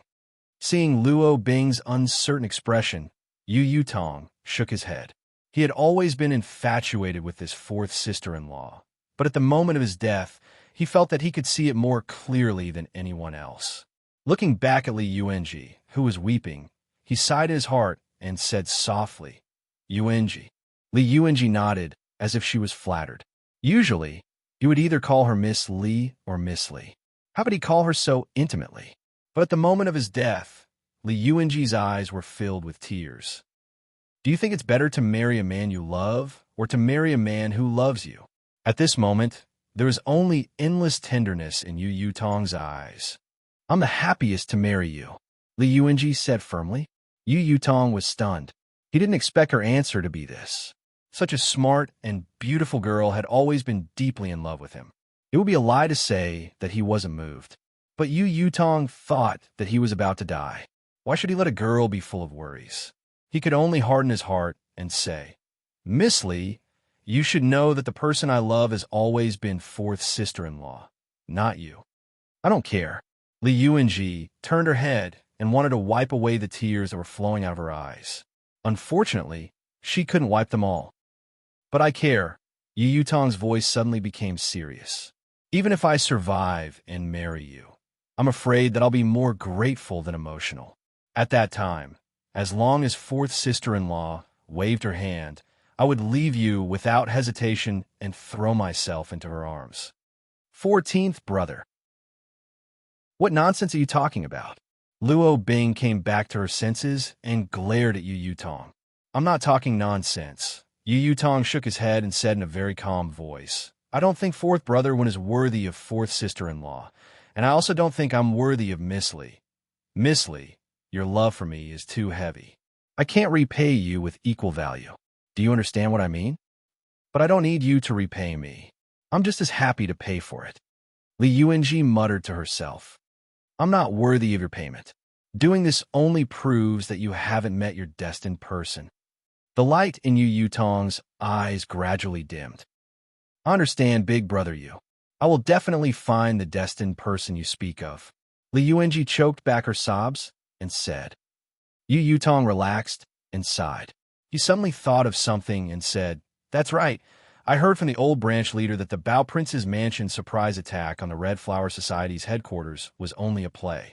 They only wanted to use fourth sister-in-law to unknowingly complete their plan and lure Song Qingshu into their trap. Since Song Qingshu isn't here now, I'm afraid their plan has already succeeded. Question mark. What? Li Yuanji and Luo Bing's expressions changed at the same time. Noticing the two women's concerned expressions, Yu Yutong's expression was complicated and difficult to understand. He quietly said, Why don't I have such good fortune as Song Qingshu? 14th brother, what did you say? Luo Bing was stunned. She knelt down again and looked at Yu Yutong. Yu Yutong had said everything he wanted to say. Once all his worldly wishes were fulfilled, the anger in his heart dissipated and his eyes quickly dimmed. Hearing Luo Bing's warm and familiar voice, he couldn't help but smile. Fourth sister-in-law, can you kiss me? Luo Bing was stunned. She had always been aware of Yu Yutong's feelings for her, but in her heart, she only saw him as a little brother who had made a mistake. Hearing his dying wish, her heart was conflicted. After a moment of silence, she finally slowly moved her head closer. Yu Yutong smiled contentedly as he watched the red lips that he had been yearning for day and night approach him. His hands on the stretcher went limp, and he slid down into the air, his eyes closed for the rest of his life. 14th brother, big brother Yu. The two women immediately wailed and cried bitterly on Yu Yutong's body. Not long after, Li Yuanji raised her head and wiped away her tears. She grabbed the sword beside her and walked out. Luo Bing noticed her abnormality and hurriedly stood up and shouted, Younger sister Yuanji, what are you doing? I'm going to kill that bastard Yuaning and avenge big brother Yu, Li Yuanji said through clenched teeth. As the beloved daughter of Li Kaxiu, a high-ranking military official of the imperial court, the reason why she treated the members of the Red Flower Society so amiably was because she loved the house and its crow. Now that Yu Yutong had died at the hands of the Red Flower Society, she even had the impulse to eradicate the Red Flower Society. At this moment, Luo Bing was very conflicted. After all, Yuaning had been in charge of the Red Flower Society for many years. She had always respected and feared Wanting. Although she knew from Yu Yutong that Yu Wanting's dignified image was only a disguise for his own benefit, the deep-rooted image of Yu Wanting in her heart was not so easy to change so quickly. Hearing Li Yuanji's words, Luo Bing subconsciously wanted to stop her, but she quickly realized that she was completely unreasonable. In a trance, she directly said, Our first priority is to save Song Qingshu. In order to save our man, he risked his life. I'm afraid now. Li Yuanji finally came back to her senses and muttered to herself, That's right. Since all of this is a conspiracy, if Big Brother Song loses his life for my request, I'm afraid I won't be able to rest in peace for the rest of my life. Luo Bing also pulled out her mandarin duck knives from the foot of the bed and said through gritted teeth, Sister Yuanji, let's save Song Qingshu first. We'll talk about revenge later. Li Yuanji's expression was uncertain. In the end, she nodded and said, okay. When Zhang Kongyan and Li Yuanji saw the two women walk out with a murderous look, they were immediately dumbfounded. Two great ladies, what are you going to do? After such an interruption, Li Yuanji finally no longer had that dazed look in her eyes. Her usual shrewdness recovered a bit. Looking at the two imperial bodyguards, she had an idea and hurriedly said, we're going to save your Lord Song. Then she quickly told the two about the Red Flower Society scheme and her speculation that Song Qingshu was in deep danger at this time. Zhang Kongyan and Zhao Qixin looked at each other and realized the seriousness of the situation. They nodded and looked at the two women and said, two ladies, Lord Song has already ordered that if he is in danger, we shouldn't go to save him directly. Instead, we should go to find someone else. In a Wanhao Inn, the people of the Divine Dragon cult were busy. Su Quan closed her eyes and considered the details of the operation. She felt that there was no problem. When she opened her eyes and was about to speak, her expression suddenly changed. Bang! Kung Fu masters broke through the windows on all sides, the walls next door, and even the roof. In just a moment, the Divine Dragon cult's ordinary followers suffered heavy casualties. The rest of the core members surrounded Su Quan to protect her. Su Quan subconsciously grabbed the twins next to her in her hands. Her red and sharp nails were aimed at the babies' throats. She vigilantly looked at the people who came in. I've long heard that the Divine Dragon Island's cult madam is exceptionally beautiful. Seeing you today, you really live up to your reputation. Fu Qinggan let out a long laugh and walked out of the crowd. Looking at Yuzhen Zi, Zhang Xiaozhong, Hai Lanbai, Dabu, and other famous experts of the prince's mansion, Su Quan's face turned livid. Why are you here? Don't you want to ask? Shouldn't we be at the dock 10 li away? Fu Qinggan sneered. In the past, I faced many talented and intelligent people on the battlefield, but I was still able to cut through them like a hot knife through butter. A mere Divine Dragon Island is not worth mentioning. Madam, we'll cover you. Run. Fat Duda roared angrily. He waved the crescent spade and directly pounced at Fu Qinggan. You're courting death. Zhang Xiaozhong's eyes focused. He unsheathed his congealed blue sword. A cold light flashed in the room, and he blocked Fat Duda's attack. At the same time, Lu Gaoxian, who was attacking, was also blocked by Dabu and Hai Lanbai. Both of their martial arts were stronger than Lu Gaoxuan's. Soon, Lu Gaoxian was surrounded by danger. Lord Zhang, this humble Taoist will lend you a hand. Yu Zhenzi laughed sinisterly and suddenly disappeared. He unsheathed his sword and used the lightning changes to attack Fat Duda's back. Chapter 233. Hearing Fat Tuchuo's scream, Lu Gaoxian panicked, and his moves became even more chaotic. He was hit in the face by Hai Lanbai, and his brain burst open. Shitty. Thin Tuchuo's eyes almost popped out of their sockets and was about to rush forward when Su Quan stretched out her hand and stopped him. Looking at Fu Qinggan, she smiled tenderly and said, Marshal Fu, if you don't let your subordinate stop, I'm afraid your son's life won't be guaranteed. Finishing, she exerted force in her hand, and the two babies immediately started wailing. Stop! Fu Qinggan raised his left hand, and the masters of the Wang Fu quieted down, but they still surrounded the Shun Long Jiao people. Su Quan's temples were covered in sweat, and she knew that today was a bad day. But she was puzzled that the Wang Fu had found her whereabouts. Could it be that Song Qingshu betrayed them?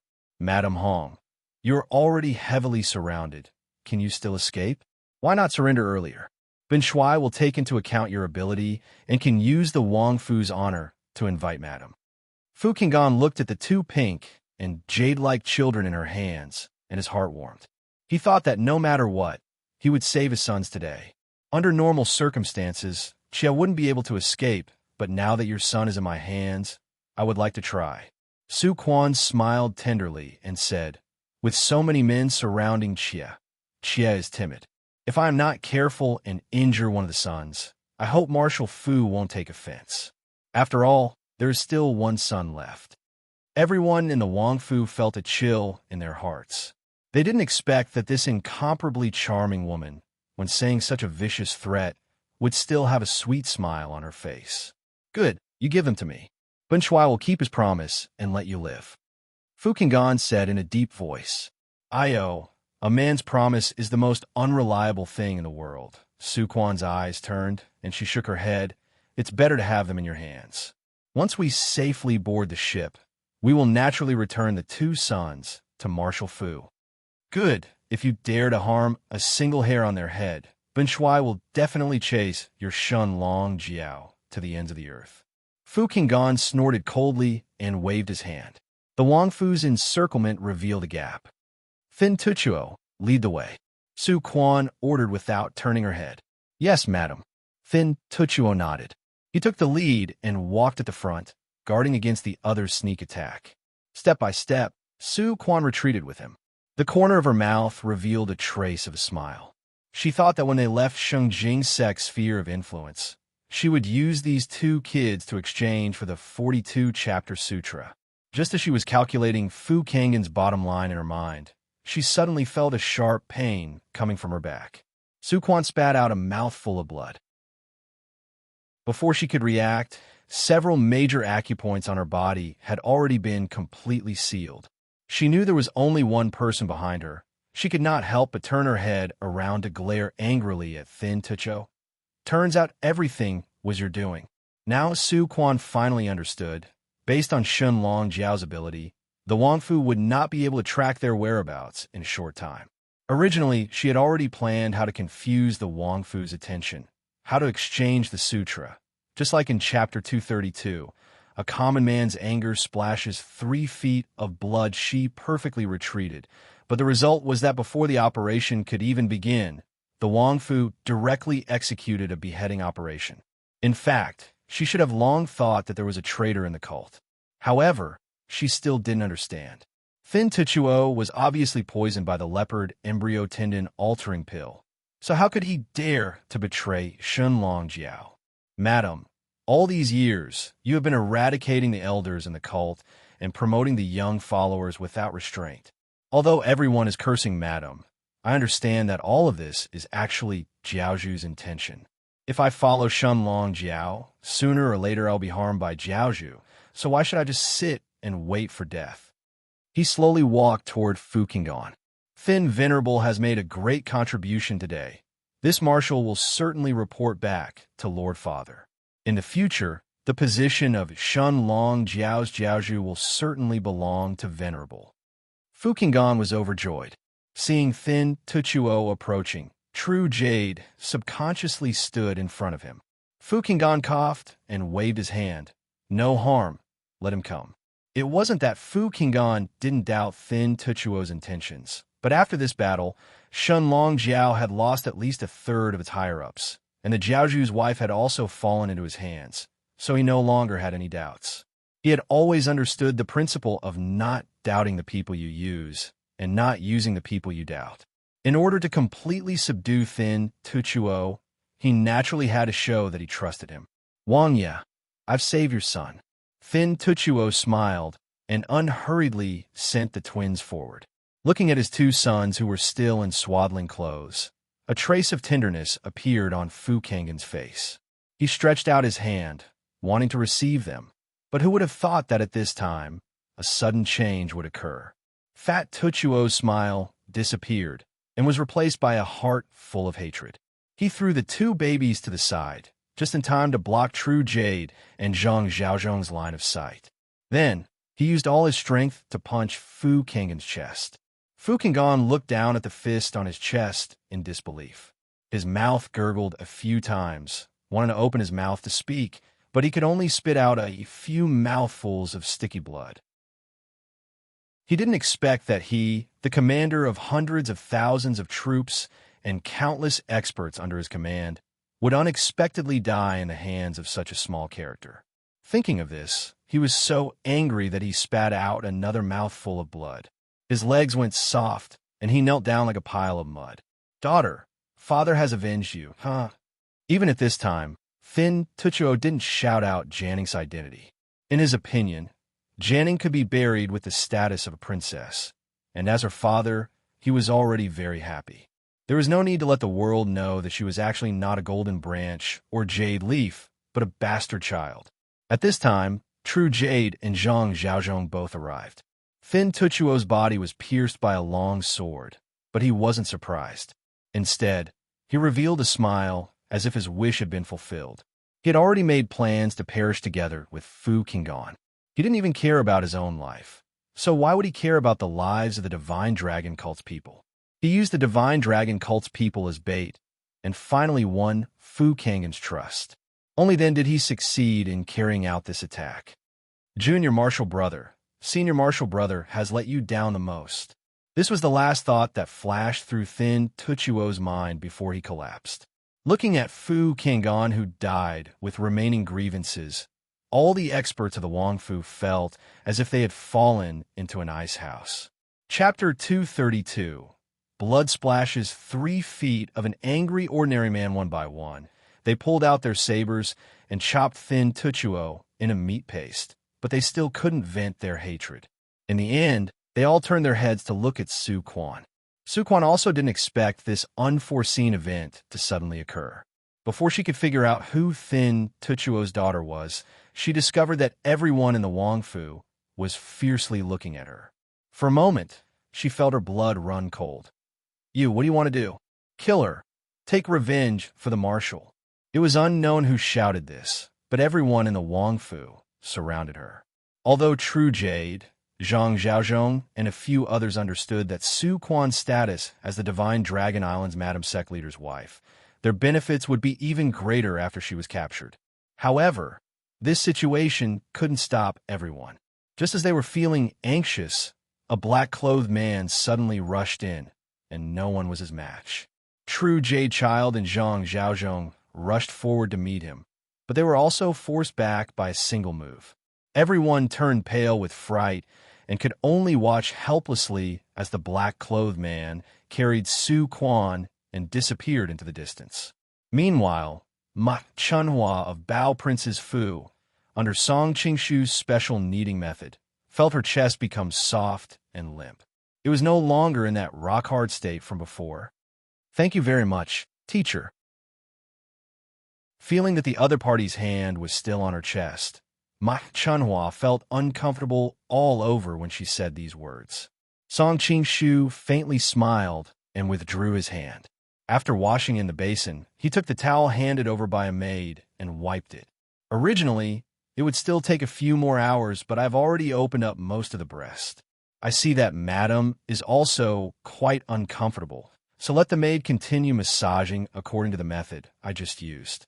Seeing that Fu Qinggan had already left, Song Qingshu was naturally in a hurry to see Xia Qingqing.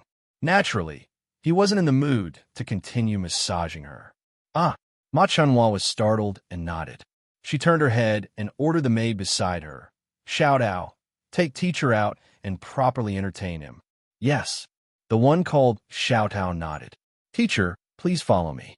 Song Qingshu gave Zhu Xiao Dao a look, then picked up the medicine box and followed behind the maid. Sister Xiao Dao, has he already cured Madam's illness?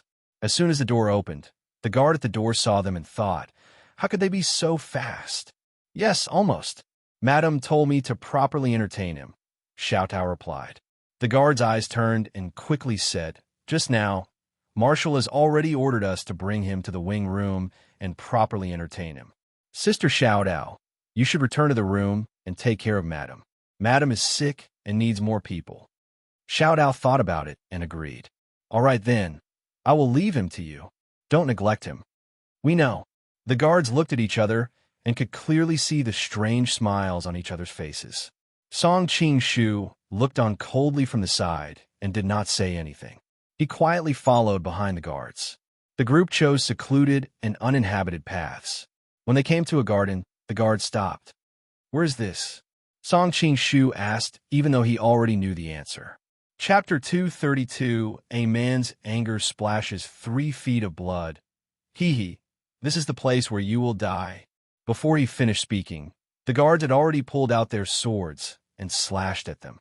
Song Qingshu disappeared from his original spot. Slap, slap, slap. He sealed several people's acupoints. He was about to say something when he saw Zhu Meng pull his sword from the bottom of this special treatment of difficult and complicated diseases banner. With a flash of cold light, several imperial bodyguards died. I have them under control. Song Qingshu frowned. In his heart, he really didn't want to kill more people. Tartar dogs, one more is one, Zhu Xiaotao said with a cold face. Thinking of her fallen country and her brothers and sisters who died in the hands of the Manchurian Qing, Song Qingshu felt that he was in no position to blame them. He sighed and said, "Let's go and find Xia Qingqing." On the way, they kidnapped a maid and asked where the new Fujin lived. Then, Song Qingshu sealed her acupoints and hid her in the rockery. This time, Zhu Xiaotao didn't kill them. Following the maid's directions, they covered their tracks and finally found the small courtyard where Xia Qingqing lived. Fortunately, the inner courtyard is not as heavily guarded as the outer courtyard. Otherwise, I'm afraid we would have been discovered in broad daylight, Zhu Xiaotao said happily. As long as they can live, even if they are cuckolded. Oh no, Hongli and his son have a lot of wives and concubines. There must be fertile fields that lack irrigation. Naturally, they don't dare to let other men in. If some daring guard helps them irrigate, Song Qingshu's face was full of ridicule. What nonsense are you talking about? Zhu Xiaotao blushed and spat. Let's find Qingqing. The two were worried that they would alarm the servants, so they didn't dare to open the door directly. Instead, they used their lightness skills to lie on the wall of the courtyard and observe the situation inside. A graceful figure was sitting on a stone bench in the middle of the courtyard. Her hair was combed into a beautiful bun, which was tall and fell to the side. It matched her slender and graceful figure, slender waist, beautiful jade neck, and snow-white skin. Under the reflection of the light, she looked even more charming and dazzling. Chapter 234. Who are you? Xia Qingqing turned around and saw a sage-like old man looking at her affectionately. Instinctively, she grabbed the golden snake's sword on the table and looked at him warily. In this world, who else would call you that other than me? Song Qingshu pulled off his mask and returned to his original appearance and voice. It's you? Seeing his appearance, Xia Qingqing stilled and quickly said in a low voice, "What are you doing here? Didn't you say you'll regret it forever?" Song Qingshu did not care. Instead, he smiled slightly and said, "Since we'll never meet again, why would someone still worry about something happening to me and send me dates and peaches to escape early?" Xia Qingqing's face reddened. She braced herself and said, "You think too much. I only put poison in them to poison you to death." "Ah, if I ate them, I'm afraid I'd be poisoned to death by you." Song Qingshu sighed. Xia Qingqing looked at him in confusion. "There's no poison." Song Qingshu did not answer directly. Instead, he asked, "Back then, since you sent me dates and peaches, why didn't you just tell me to escape quickly? If I was stupid and didn't react in time, wouldn't I have wasted your kindness? I was in the imperial mansion, and my every move was monitored. It was very inconvenient, so I could only use this method. Also," Xia Qingqing pursed her lips and smiled. "You're as sly as a ghost. There's no way you couldn't even see this." "All right, I'll take that as a compliment." Song Qingshu said gloomily, "Of course I could guess the meaning, but Hongli is not an idiot. He must have guessed it too. He pretended not to know what you did, but secretly poisoned the dates and peaches. He wanted to use you to kill me. Did you know?" "What?" Xia Qingqing was shocked and angry. Although Song Qingshu was standing in front of her safe and sound, she was still afraid. "At that time, when I realized that it was a gift from you, I naturally thought that there was no problem. Fortunately, someone else reminded me." Song Qingshu recalled Luo Bing's words back then. "Even though I don't understand why you trust the gift giver so much, these 2 baskets of fruits must have passed through many hands along the way to the Four Quarters Embassy. It's best for you to be careful." Only then did he wake up. Then, He found someone to bring a horse over and fed it the dates. Not long after, the horse died from the poison. Why do you believe that I wasn't the one who poisoned you? Xia Qingqing looked at him with a burning gaze. Song Qingshu raised his head and looked at her. Although you left me cruelly, I don't think you would hurt me. Xia Qingqing's heart softened. Just as she was about to tell him the truth, a light cough came from his side. She turned around and saw Zhu Xiaowei looking at them with a faint smile. Although I don't want to disturb you, we're in danger now. Shouldn't we leave the king's mansion first? Ajio, long time no see. Seeing Zhu Xiaowei, the scene of the two of them fighting for a man's favor in the past appeared to her mind once more. Xia Qingqing sighed. Long time no see. Long time no see. Zhu Xiaowei also fell silent. Song Qingshu looked at the two beauties with graceful figures standing in front of him, their faces reflecting off each other. One was bright and beautiful, while the other was elegant and elegant. Unfortunately, they were both thinking of the same man. He felt uncomfortable in his heart and quickly said, "Don't stay silent. Hurry up and go." Xia Qingqing had already wavered, but seeing Zhu Xiaowei again made her recall the bits and pieces of her time with Yuan Qingji. Her conviction for vengeance became even firmer. Hearing Song Qingshu's words, she shook her head. "I won't leave. Qingqing, I know you want to avenge big brother Yuan, but we can think of a way together.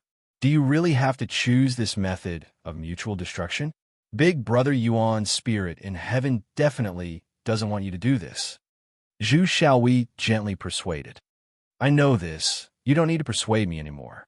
Xia Qingqing paused. "As for vengeance, you are you, and I am me. I can avenge big brother Yuan alone." A few years ago, Xia Qingqing had eaten a lot of jealousy from Zhu Xiaowei. Although time had passed, and Xia Qingqing was no longer the unruly and willful girl from back then, she still held a grudge in her heart. In her opinion, she was big brother Yuan's wife. It was only right and proper for her to avenge him. If she had to borrow Zhu Xiaowei's power, Xia Qingqing would be extremely unwilling. "What kind of place do you think Prince Bao's mansion is? That you can come and go as you please?" After a cold snort, a large group of soldiers swarmed in from the door.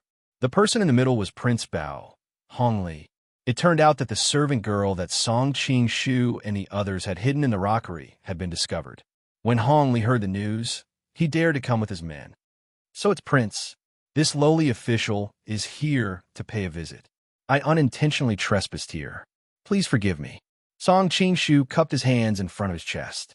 He thought to himself, "It seems like I have to shed all pretense of cordiality. Lord Song, what a nice visit. You actually came to visit this prince's Fujin residence." Hong Li sneered coldly. Song Qingshu felt that he was speechless. At least on the surface, he was indeed in the wrong. He clearly knew that it was useless to say anything else.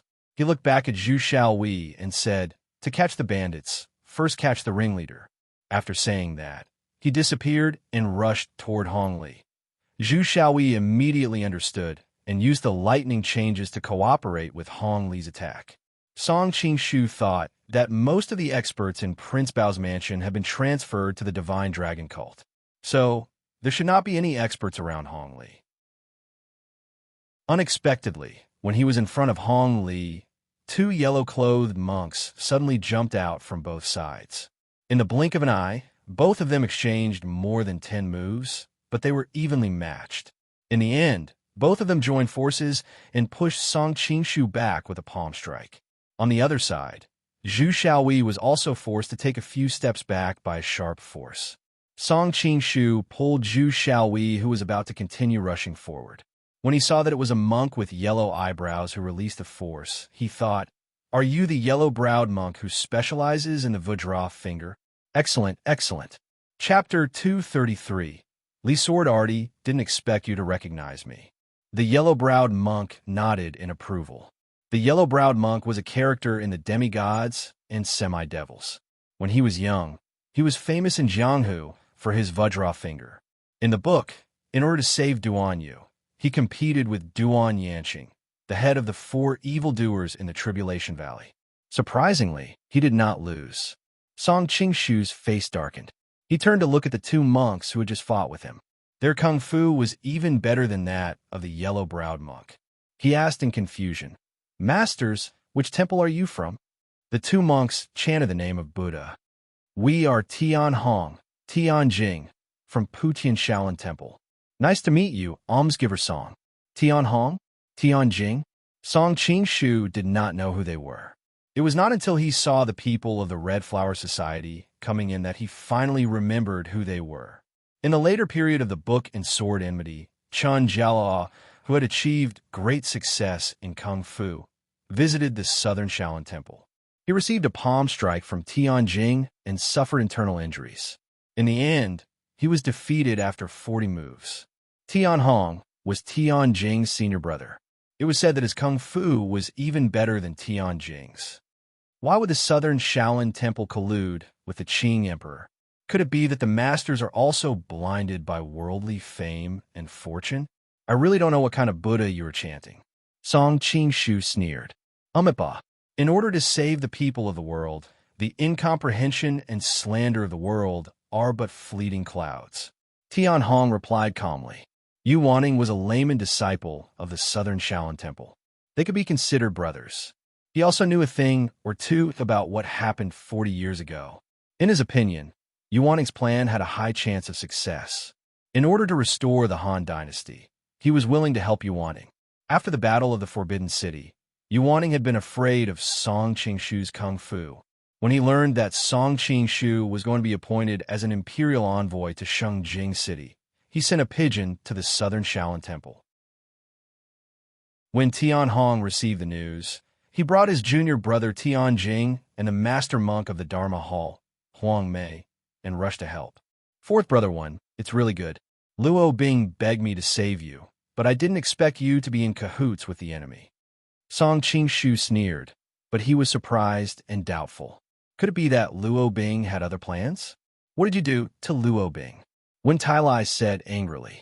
Luo Bing ate well at my place and slept soundly. It seemed that Luo Bing didn't know about it. After understanding all this, Song Qing-shu deliberately said ambiguously, "I'll kill you." Wen Tailai was furious. When he was about to fly over, Yu Wanning stretched out his hand and stopped him. Yu Wanning's face was full of black lines. The original plan was to pretend that the Red Flower Society was imprisoned by Hong Li and let Luo Bing, who didn't know anything, persuade Song Qing-shu to save the Red Flower Society. When Song Qing-shu saved them, he must have thought that they would be deeply grateful. Naturally, he wouldn't be on guard.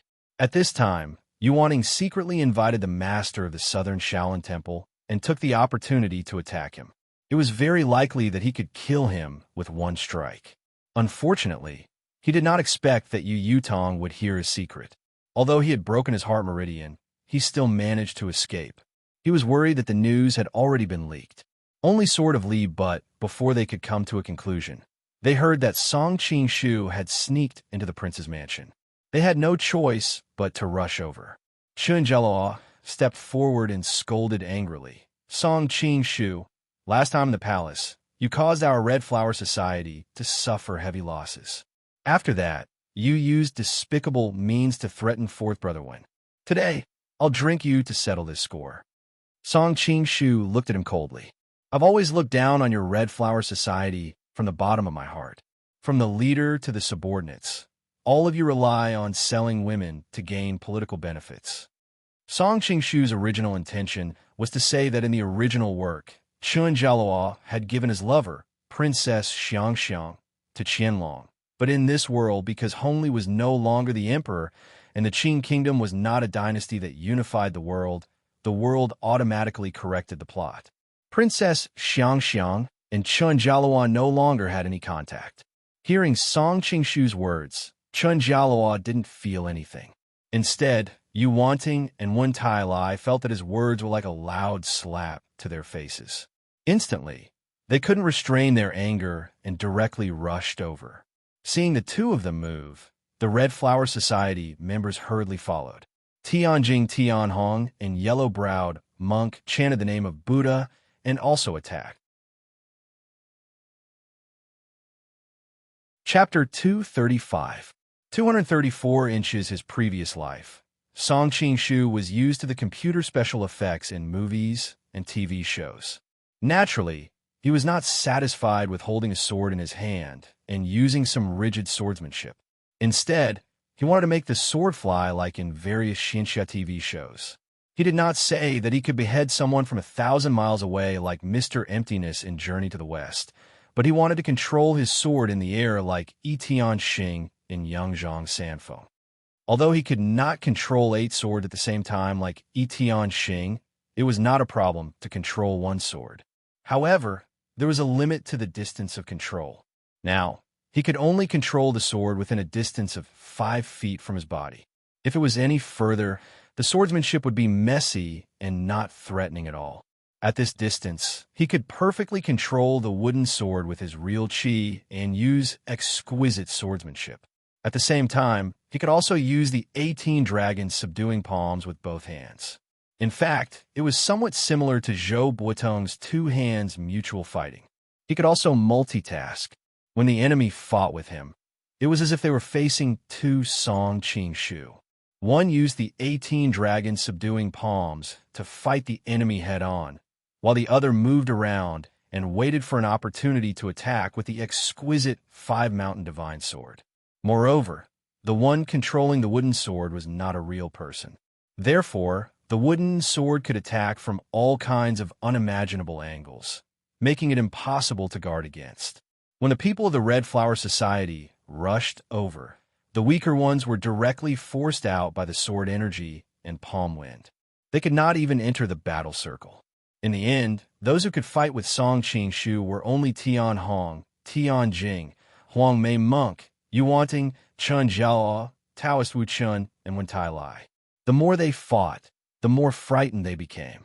It was obvious that several experts were besieging one person, but when they fought, it was as if dozens of Song Qing-shu were besieging them. The opponent's palms were fine. Although the palm technique was exquisite and fierce, it was after all traceable. With 7 against 1, when one of them was in danger, the others would attack Song Qing-shu and force him to withdraw his palms to defend. However, the wooden sword was too elusive. It was difficult to predict from which angle it would drill out next time. Not long after, their bodies were riddled with wounds, most of which were caused by the wooden sword. The more Wen Tai Lai fought, the more aggrieved he became. The hatred he had for Song Qing-shu made him disregard everything and use his body as bait, wanting to use his flesh and blood to clamp that wooden sword. However, when Song Qing-shu designed this move, he had already calculated his enemy's reaction. Seeing that Wen Tai Lai wanted to take it head-on, Song Qing-shu smiled coldly and directly controlled the wooden sword to shoot over. A trace of blood blossomed from his waist and abdomen. Wen Tai Lai roared and put his palms together, wanting to seize the opportunity to grab the wooden sword. Who would have thought that the rushing thunder hand that could split stone would touch the sword's body? Immediately, a burst of sharp pain was transmitted. He did not think that the sword would be covered with a layer of swift and fierce sword chi. His palms immediately became badly mutilated. While Song Qing-shu was distracted, the yellow-browed monk used his Vajra finger to poke at Song Qing-shu's chest. In his expectation, this move of his was right when Song Qing-shu's old strength had been exhausted and new strength had not been generated. The only thing that Song Qing-shu could do was to try his best to reduce the degree of injury. Who would have thought that Song Qing-shu would suddenly disappear in front of his eyes? The yellow-browed monk could not help but stare blankly when his confident strike hit empty air. "Watch your step." A cry of alarm came from the side, but it was too late. Song Qing-shu used the snake form flipping cat movement technique to roll over on the ground and took the opportunity to circulate his true chi to summon the wooden sword to attack the yellow-browed monk. The hamstring was removed. The yellow-browed monk was, after all, an expert who had been famous for a long time. In the face of danger, he hurriedly dodged to the side. Even though he avoided the misfortune of having his hamstring crippled, a few of his toes were still cut off by the swift and fierce sword chi. Song Qing-shu took the opportunity to crash into his chest and punched him in the chest. Seeing the yellow-browed monk spit out blood and retreat, Song Qingshu secretly sighed in pity. If it were not for the fact that he had to deal with the few people who had rushed over after hearing the news and did not dare to use too much strength, this attack would have been enough to take the yellow-browed monk's life. Even though Song Qingshu tried his best to avoid staining his hands with blood, it was more out of pity for the weak. Towards those who were destined to become his enemies, Song Qingshu was not as pedantic as Song Xianggo. Even so, the yellow-browed monk had already lost the ability to fight. Song Qingshu immediately felt the pressure on him decrease greatly. "Brother Zhao San, why don't you go and help? We can't even get involved if we want to."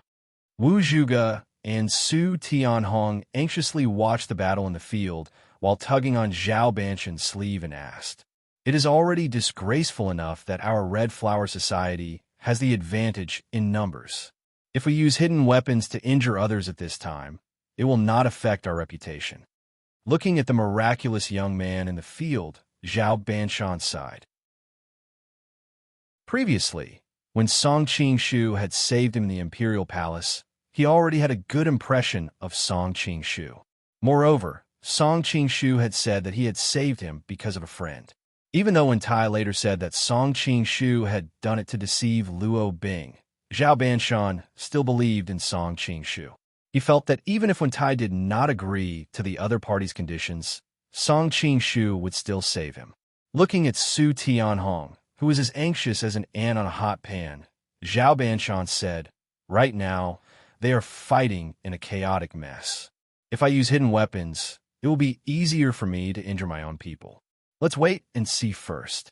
We must believe in the strength of Chief Leader and the others." Today, to be able to see such a marvelous sword technique, this poor Taoist is really fortunate. Taoist priest Wu Chun was famous in Jianghu for his 72 soul-chasing sword technique. For a long time, he had been the #1 expert of the Red Flower Society. His sword technique was as fast as lightning, and his moves were incomparably ruthless. He regarded the sword as his life, so he could naturally see that Song Qingshu had created a completely new sword technique. He was filled with admiration and jealousy. Activating his unique skill, he attacked Song Qingshu with all his might. Song Qingshu's eyes narrowed. Although Taoist priest Wu Chun was coming at him aggressively, he had many flaws. The soul-chasing sword technique only attacked and did not defend. It sacrificed one's own defense to maximize the power of the attack. If one was facing someone whose martial arts were lower than one's, one would naturally have an overwhelming advantage. Even if one was facing someone who was at the same level as one would be able to use moves that were faster than one's sword to catch the opponent off guard and gain the upper hand. However, ever since Song Qingshu had mastered the essence of the Five Mountain Sword faction and fought with the world's top experts several times, his understanding of the origin of the sword technique was probably among the best in the world. If Taoist priest Wu Chun fought steadily, Song Qingshu would not be able to deal with him in a short time because he had his teammates to protect him. However, he was greedy and rash. He attacked with the fiercest sword technique, which was full of flaws in Song Qingshu's eyes. Under Taoist priest Wu Chen's stunned gaze, Song Qingshu put 2 fingers together and caught the tip of his sword. Then, he slid his fingers along the blade. Taoist priest Wu Chun wanted to turn the blade and use the blade to cut off his fingers. However, Song Qingshu borrowed the force to bend the long sword. After a crisp sound, the long sword was broken into 2 pieces. Before Taoist priest Wu Chun could react, Song Qingshu raised his finger, and the broken sword in his hand slit his throat. Second leader, Taoist priest. The members of the Red Flower Society watched with their eyes wide open. Zhao Banshan could not stand still anymore. He raised his hands, and 18 returning dragon walls shot toward the vital acupoints on Song Qingshu's body. Song Qingshu laughed and flashed to Wen Tai Lai's side. Wen Tai Lai turned pale with fright and was about to resist, but he lost all his strength under Song Qingshu's grasp. He was lifted up and thrown toward the flying dart. Zhao Banshan was shocked and hurriedly threw out dozens of hidden weapons. Only then did they hit the erratic returning dragon walls one by one, allowing one Tai Lai to escape. He leaped over and pulled one Tai Lai over. He looked at Song Qing-shu with lingering fear. At this time, he did not dare to randomly throw his hidden weapons. Not only would he not be able to hurt Song Qing-shu, he might even harm his brothers in the society. Seeing Wu Qing killed and when Tai Lai seriously injured, Chun Jialuo was extremely furious and attacked with all his strength. Song Qing-shu made a sound of surprise. As he parried, he commented, "The 100 Flowers Faulty Fist, as the name suggests, is a fist technique that practices the essence of the 100 schools of fist arts. It's a pity that you only have the form, but you don't have the 100 schools of fist arts as your foundation. In front of a true expert, you are nothing but an embroidered pillow." As soon as Song Qing-shu finished speaking, he ignored the complicated fist technique and punched at Chun Jialuo's vital point. The fist and palm collided. Chun Jialuo felt like his arms were about to break. With a muffled groan, he retreated dozens of steps. He had wanted to make a comeback, but to his horror, his arms had been dislocated by his opponent. If he had to choose the male protagonist he hated the most in Jin Yang's 14 novels, it would probably be Chun Jialuo. Although Song Qing-shu hated Duan Yu very much, he only hated him for being born with good luck. However, Duan Yu was gentle and kind-hearted. No matter what, he could be considered a modest gentleman. In this aspect, Song Qing-shu quite agreed with him. Chun Jialuo was different.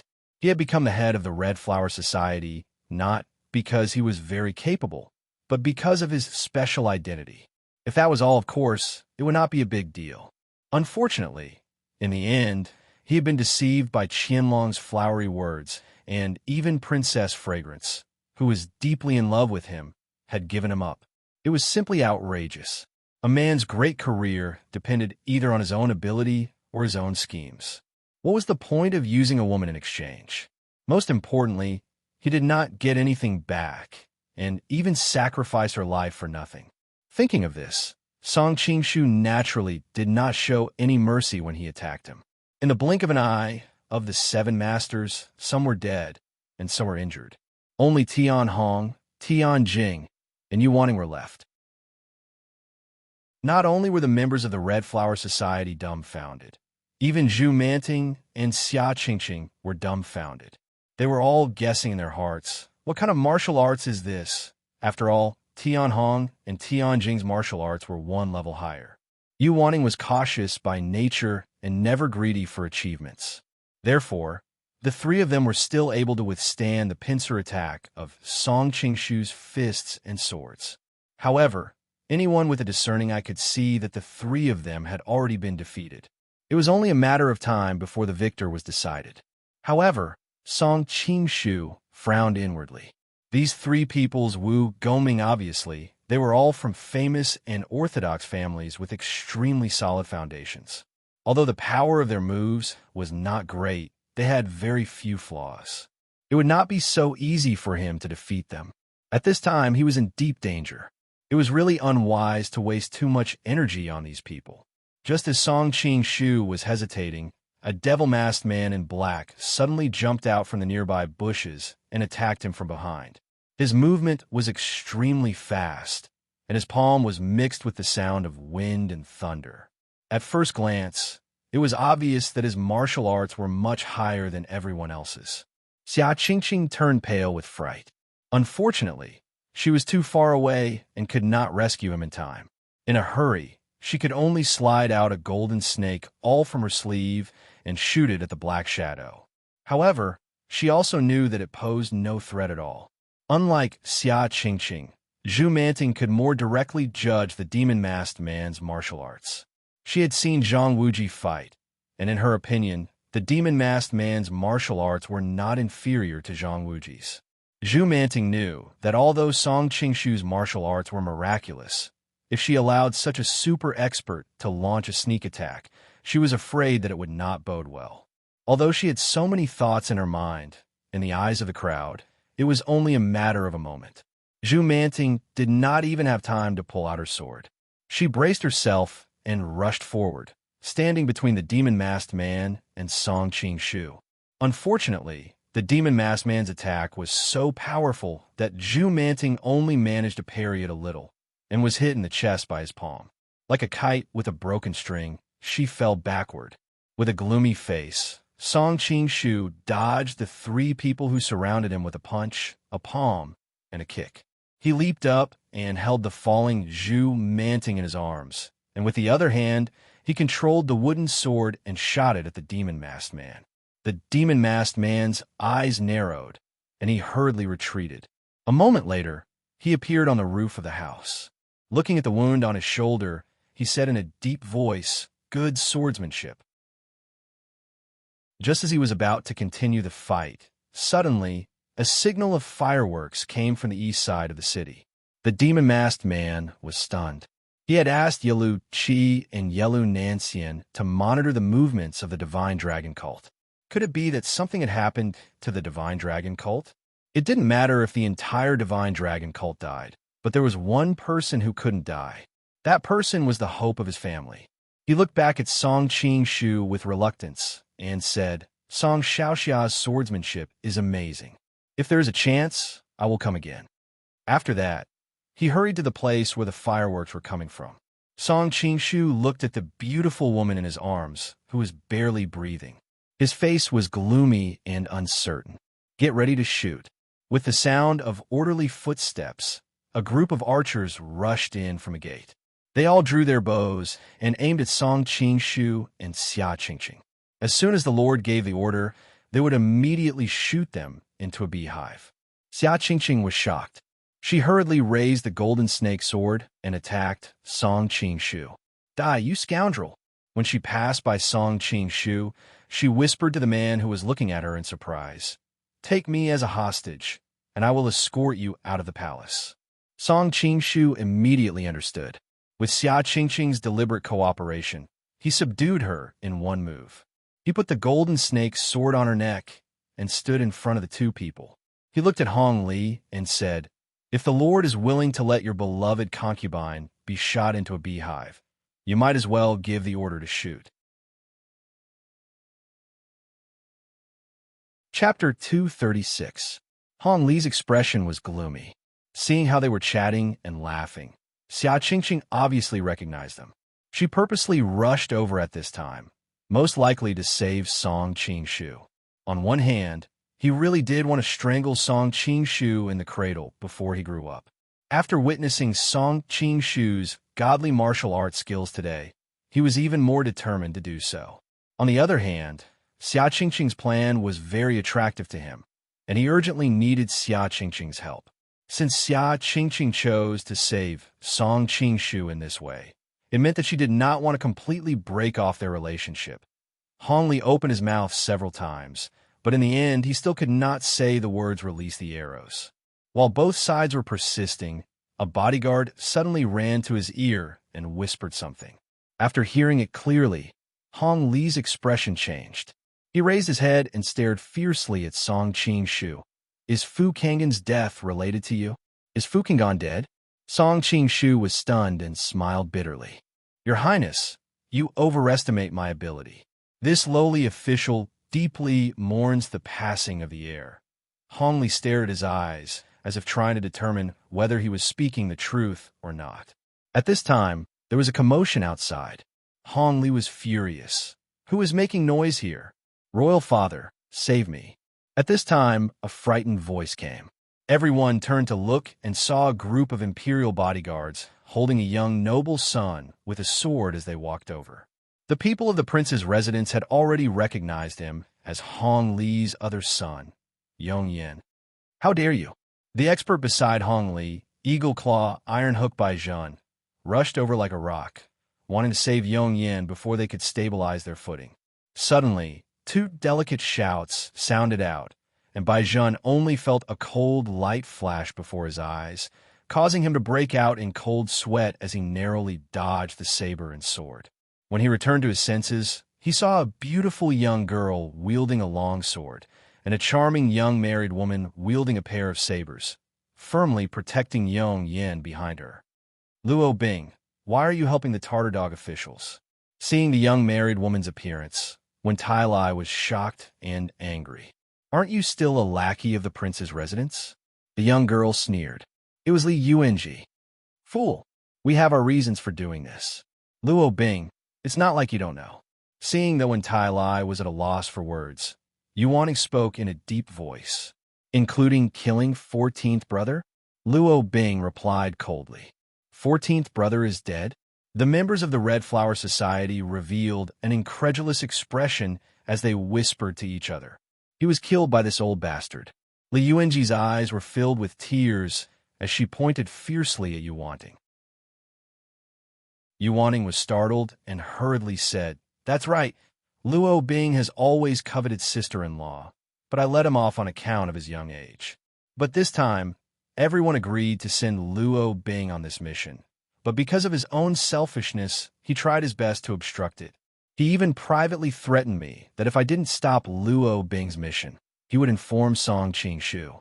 Loyal but unjust people. Li Yuanji was so angry that her whole body trembled. What a righteous and awe-inspiring act. It's obviously you who. Luo Bing suddenly grabbed her hand. Seeing that she was looking at her in confusion, she firmly shook her head and said in a low voice, Look at the current situation.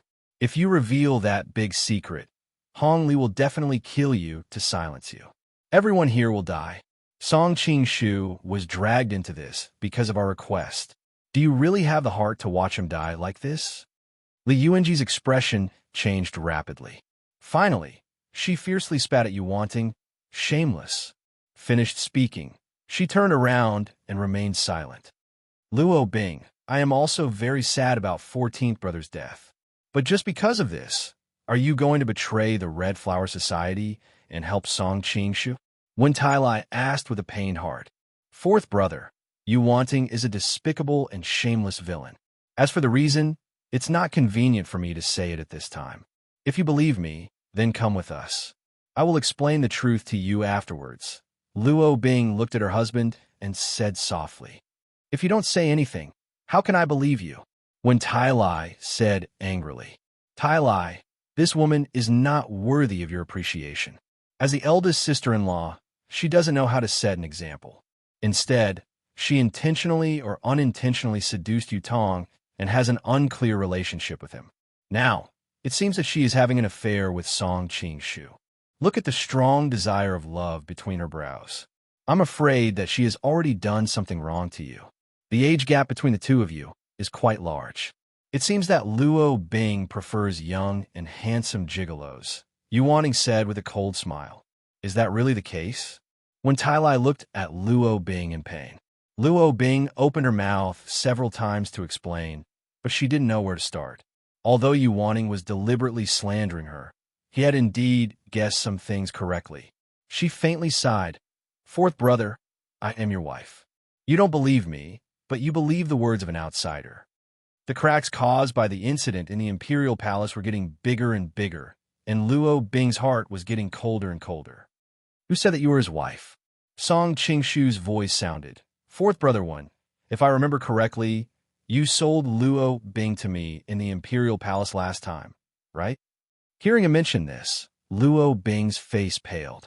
When Tai Lai became even angrier, you only used despicable methods last time. No matter what, it is a fact that you sold her to me. So, strictly speaking, she is my woman. She has nothing to do with you anymore. Binger, come over to my side.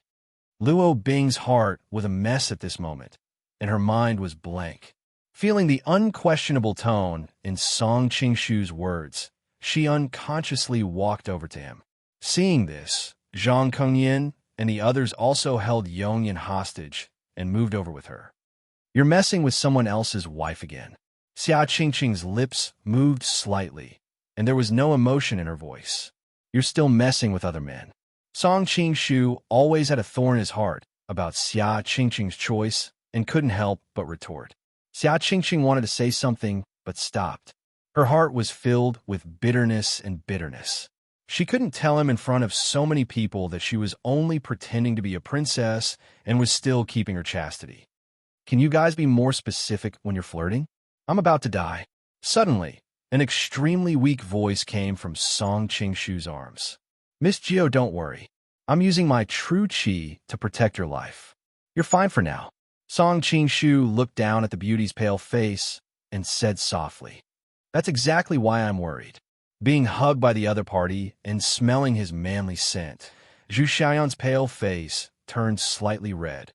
Now that we're facing a great enemy, it's really unwise for you to waste your Jin Qi on me. It's nothing to waste a bit of true qi to save someone's life, let alone you, Song Qingshu said lightly. Hearing his words, Xia Qingqing's heart dimmed. She felt that Jiao seemed to be closer to Song Qingshu than she was. However, when she thought of her revenge plan, she quickly suppressed this trace of emotion. During this time, Li Yuanji, Luo Bing, and the others had arrived at Song Qingshu's side and were vigilantly confronting the people of the Wang family. Ward Song, what do you mean? After listening to their jealousy, Hong Li snorted coldly. Looking at his son who had fallen into the enemy's hands, he was extremely angry. If it was before, he wouldn't care too much about Yong Yan's life because he had Fu Qinggan. But now, the most capable Fu Qinggan was dead. Among the remaining sons, only Yong Yin could be considered a talent. The other sons were useless. Hong Li's ambition was to conquer the world. Naturally, he needed a capable son who could help him. Therefore, he had to be cautious. Your Highness, you've misunderstood me. I'm just following the Emperor's decree to bring the Crown Prince to participate in the Shixia's groom selection. Prince Bao, please accept the decree. Yong Yin is specially appointed as the Commandery Prince of Jiaqing. He will represent the Qing dynasty in the Shixia's groom selection. I hope Yong Yin will do his best and not let down the Qing dynasty's prestige. Song Qingshu rejoiced. Fortunately, he had always felt that this imperial edict was of great value. Therefore, he didn't announce it in advance and kept it until now. Lord Song, passing a fake imperial edict is a serious crime that will result in the extermination of one's family. Originally, Hong Li weighed the pros and cons considering the benefits that Xia Qingqing could bring. He had the intention to let Song Qingshu go. However, he had lost a lot of soldiers. It would be embarrassing for him to just let him go. With this imperial edict, Hong Li naturally didn't need to worry about Yong Yan's safety. Moreover, he had a way out. However, he always felt that the appearance of this imperial edict was too much of a coincidence. It was hard for him to not be suspicious. Your Highness, you must be joking. I wouldn't dare to pass a fake imperial edict, even if I had the guts. Your Highness, please send someone to the capital to inquire about it. You'll know about the groom selection. Song Qingshu answered. Did you know that I Fu would die a long time ago? That's why you caught Yong Yin so coincidentally? Hong Li was silent for a while before he suddenly asked. Song Qingshu was shocked. He quickly said, The matter regarding the crown prince has nothing to do with this lowly official. The reason why Song Qingshu caught Yong Yin was because he had no other choice. Fu Qinggan had many experts around him.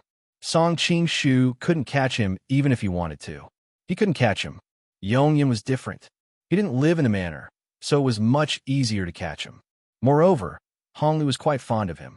In Song Qingshu's original plan, he and Jiao would save Xia Qingqing and leave the manor quietly. Using Yong Yin as a hostage was just the last insurance for Song Qingshu to prevent this kind of situation from unraveling. You'd better not. Hong Li snorted. Otherwise, this prince will kill you even if I have to go to heaven or hell. With that said, he turned and waved his hand at his subordinates. Make a path and let them leave. Your Highness. When Tai Lai was shocked and angry. He was definitely one of the people present who didn't want to see Song Qingshu leave. Are you the prince, or am I the prince? Hong Li glared at him. When Tai Lai subconsciously took half a step back. Tai Lai, there's still time. We'll take revenge in the future. Yu Wanting patted his shoulder and comforted him. There's also Taoist priest Wu Chen's revenge. Xun Jialuo's eyes were full of anger. Song Qingshu actually felt a little sorry for killing Taoist priest Wu Chen just now. However, the other side had 7 experts pincer attack him. The situation was critical, so he could only strike heavily from the beginning and defeat them one by one. If he had been soft-hearted for a moment, he might have died on the spot. Therefore, although he felt sorry, he didn't regret it. If he had to do it again, he would still kill them. Chapter 237. Luo Bing stopped in her tracks and hesitated for a moment before following Song Qing-shu. She kept telling herself in her heart that if she stayed by Wen Tailai's side, Yuaning would definitely find a chance to silence her and might even endanger her husband's safety. It was better to stay by Song Qing-shu's side and think of a way to expose Yuaning's true identity. As for whether she subconsciously didn't know how to face her husband, that was unknown. Watching Song Qing-shu and his entourage go out of Shengjing City, Hong Li said in a low voice, "Should you release the princess now?" Song Qing-shu was about to refuse, but Xia Qingqing whispered to him, "Let me go back, or I will hate you for the rest of my life." Her voice was full of determination. Song Qing-shu furrowed his brows and was about to forcefully take her away when Xia Qingqing seemed to see through his thoughts. She quickly said, "He and I are just using each other. I won't let any other man get close to me." Song Qing-shu was stunned, and then a burst of ecstasy rose in his heart. Xia Qingqing took the opportunity to break free from his hand and slowly walked to Hong Li's side. In the eyes of others, it seemed that Song Qing-shu had agreed to Prince Bao's condition and kept his promise to release his concubine. Only Zhu Meng, who was in Song Qing-shu's arms, heard everything clearly and was at a loss. "Qingqing, are you two so close?" Xia Qingqing returned to Hong Li's camp and lowered her head in silence. Yuaning snorted at her and hurriedly came to Hong Li's side. Looking at Song Qing-shu and his entourage gradually disappearing, he said anxiously, "Hong, Your Highness, in this way, aren't we giving Yongyan to Kangxi as a hostage?" Hong Li shook his head and said, "It doesn't matter. As long as Kangxi doesn't want to fall out with me, I will naturally send him to Xixia to find a husband. If he really becomes the emperor's son-in-law, we will have a strong ally, and Kangxi will not dare to touch him easily. Even if he can't become the emperor's son-in-law, I can still send some masters to kidnap him on the way back." Hong Li's voice suddenly became low as he looked at the imperial decree in his hand and said hatefully, "This glory should have been obtained by Fu Er. What a divine dragon sect. This king will definitely not leave a single blade of grass on your island." Yuaning's gaze fell onto the imperial edict. It was clearly written that Fu Kangan was conferred the title of Prince of Jiayong and was sent to represent the Qing dynasty in the betrothal contest. In the suburbs 10 miles east of the city, Su Quan slapped away the devil-masked man's hand and said with hatred, "I don't need you to save me. You don't need my help." The devil-masked man sneered. "If I hadn't appeared, you would have been taken back to Hong Li by the masters of the prince's mansion. Hong Li's most beloved son died in the hands of the divine dragon cult. You can imagine what kind of humiliation you will suffer." Seeing that Su Quan was silent, the devil-masked man sighed. "Do you still hate me so much?" If Yelu Nanxian and Yelu Qi were here, they would have cried out in shock. The head of Liao's most mysterious organization, the Secret Intelligence Bureau, was actually the divine dragon cult's cult leader's wife's father. "Back then, you cruelly abandoned my mother, causing her to die of depression. I swore that I would never forgive you." At this moment, Su Quan's image was no longer that cult leader's wife, but a pitiful, lonely girl. "I have my own difficulties. My difficulties are that I am a Khitan and your mother is a Han. For your mother's sake, I had already agreed to become a Han with her and even change my name to Han, Suyin. I wanted to grow old with her. However, I didn't expect that the Song dynasty would betray me, disregarding the 100 years of brotherhood between the Song and Liao dynasties, and join forces with the Jin kingdom to attack my Liao dynasty, causing my Liao dynasty to almost be destroyed.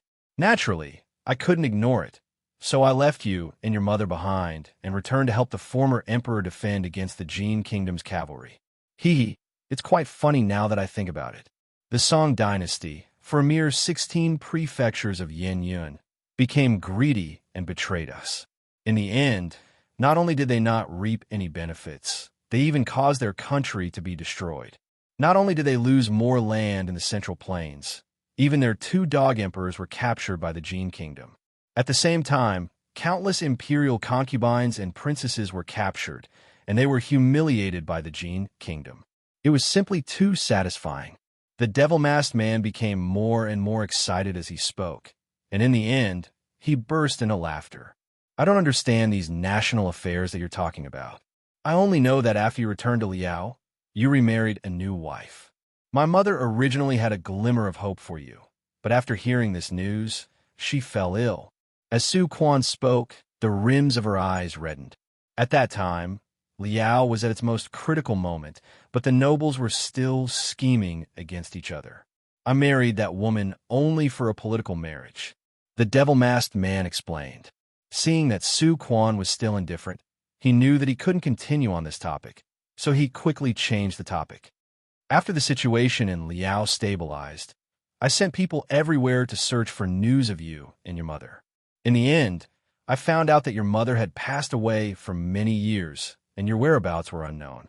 Later, after many inquiries, I finally found out that you were snatched away by the divine dragon cult's Hong Antong to become the cult leader's wife. Humph, that rotten old man. How could he marry a beautiful daughter like me? If I didn't know that he couldn't have sex because of his cultivation, and that he only married you to deceive others, I would have killed him long ago. The divine dragon cult naturally has its own outstanding qualities, since it was seen as a thorn in the side of the Manchurian Qing dynasty, but they couldn't do anything about it. If you want to kill Hong Antong, you're overestimating yourself. Su Quan's tone was cold as she lightly refuted. Although Hong Antong's martial arts are okay, I don't care about him. In a one-on-one fight, I can definitely take his life in less than 50 moves. The devil-masked man said proudly. I don't want to listen to your bragging. If there's nothing else, I'll leave first. At this time, Su Quan had already adjusted the true qi in her body. Why do you still want to go back to a small place like the divine dragon cult? The devil-masked man stopped her and quickly said, now that the great Liao Empress Zhen Dinghui is a Han, the nobles in the court have long been dissatisfied. The emperor also can't withstand the pressure from all sides, so he wants to change the empress.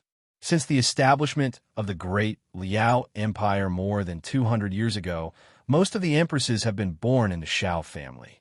Now, the daughters of the three families of the Shao family have a chance to become the empress. My family originally wanted to send my daughter, who is also your sister. Although she is beautiful, talented, and proficient in music, I think you are a more suitable candidate. Why? Is it because I have the ability to charm people to death? Su Quan's face was expressionless, and her footsteps didn't stop. But do you think I will help you? Watching Su Quan's figure disappear into the distance, the devil-masked man loosened his hands and tightened them, then loosened them again. Finally, he sighed helplessly. Lord Su, are we just going to let her go like this? Yelu Qi and Yelu Nancian came to the devil-masked man's side. In their hearts, they couldn't understand why he would let such a big fish go so easily. I have my own arrangements. You don't need to ask. Su Yin's voice came through the mask, sounding heavy and dull. Although this trip to Xingjing didn't achieve its original goal, Fu Qinggan is dead, and Hong Li's remaining energy is mainly to deal with the divine dragon cult. As for Kangxi, because of Song Qingshu's forceful intrusion into the Wangfu today, his relationship with Hong Li has dropped to a freezing point. This result is barely acceptable. Let's go back to Shanjing first. You must keep an eye on Yongyan. Prince Bao might send a master to rescue him. You have to know that Yongyan is our protective talisman. If he is rescued, I'm afraid none of us will be able to leave Liaodong alive. Not long after they left Shangjing, the sky darkened. Song Qingshu was worried about Zhu Qian's injuries, so he ordered them to set up camp. Lord Song, we are now the Imperial Envoy team. If Prince Bao kills us, isn't that a public rebellion? Zhang Kanyan asked doubtfully. Song Qingshu sneered. After he kills us, he can send a memorial to Yin Jing and report that we died in the hands of some mountain bandits. His Majesty doesn't have any evidence, so he can only swallow it. At most, he will be demoted and his salary will be deducted. Zhao Qixin wiped the cold sweat off his forehead. Lord Song is still the one who sees things clearly. Don't worry, we will definitely keep an eye on Yongyan. Song Qingshu nodded and walked towards his own tent. Just as he lifted the curtain, Li Yuanji's anxious voice was heard. Brother Song, I've already fed Miss Zhu the snow ginseng jade toad pill, but her breath is getting weaker and weaker.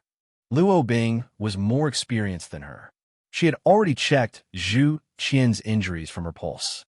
When she saw Song Qingshu, she also shook her head quietly, indicating that there was nothing she could do. You don't have to waste your energy. I know my own injuries very well. You can all leave. I want to be alone before I die. Zhu Qian lay on the bed. Her voice was exceptionally calm. Sister Luo, Sister Yuanji, I have something to say to ninth young lady. Help me guard the entrance.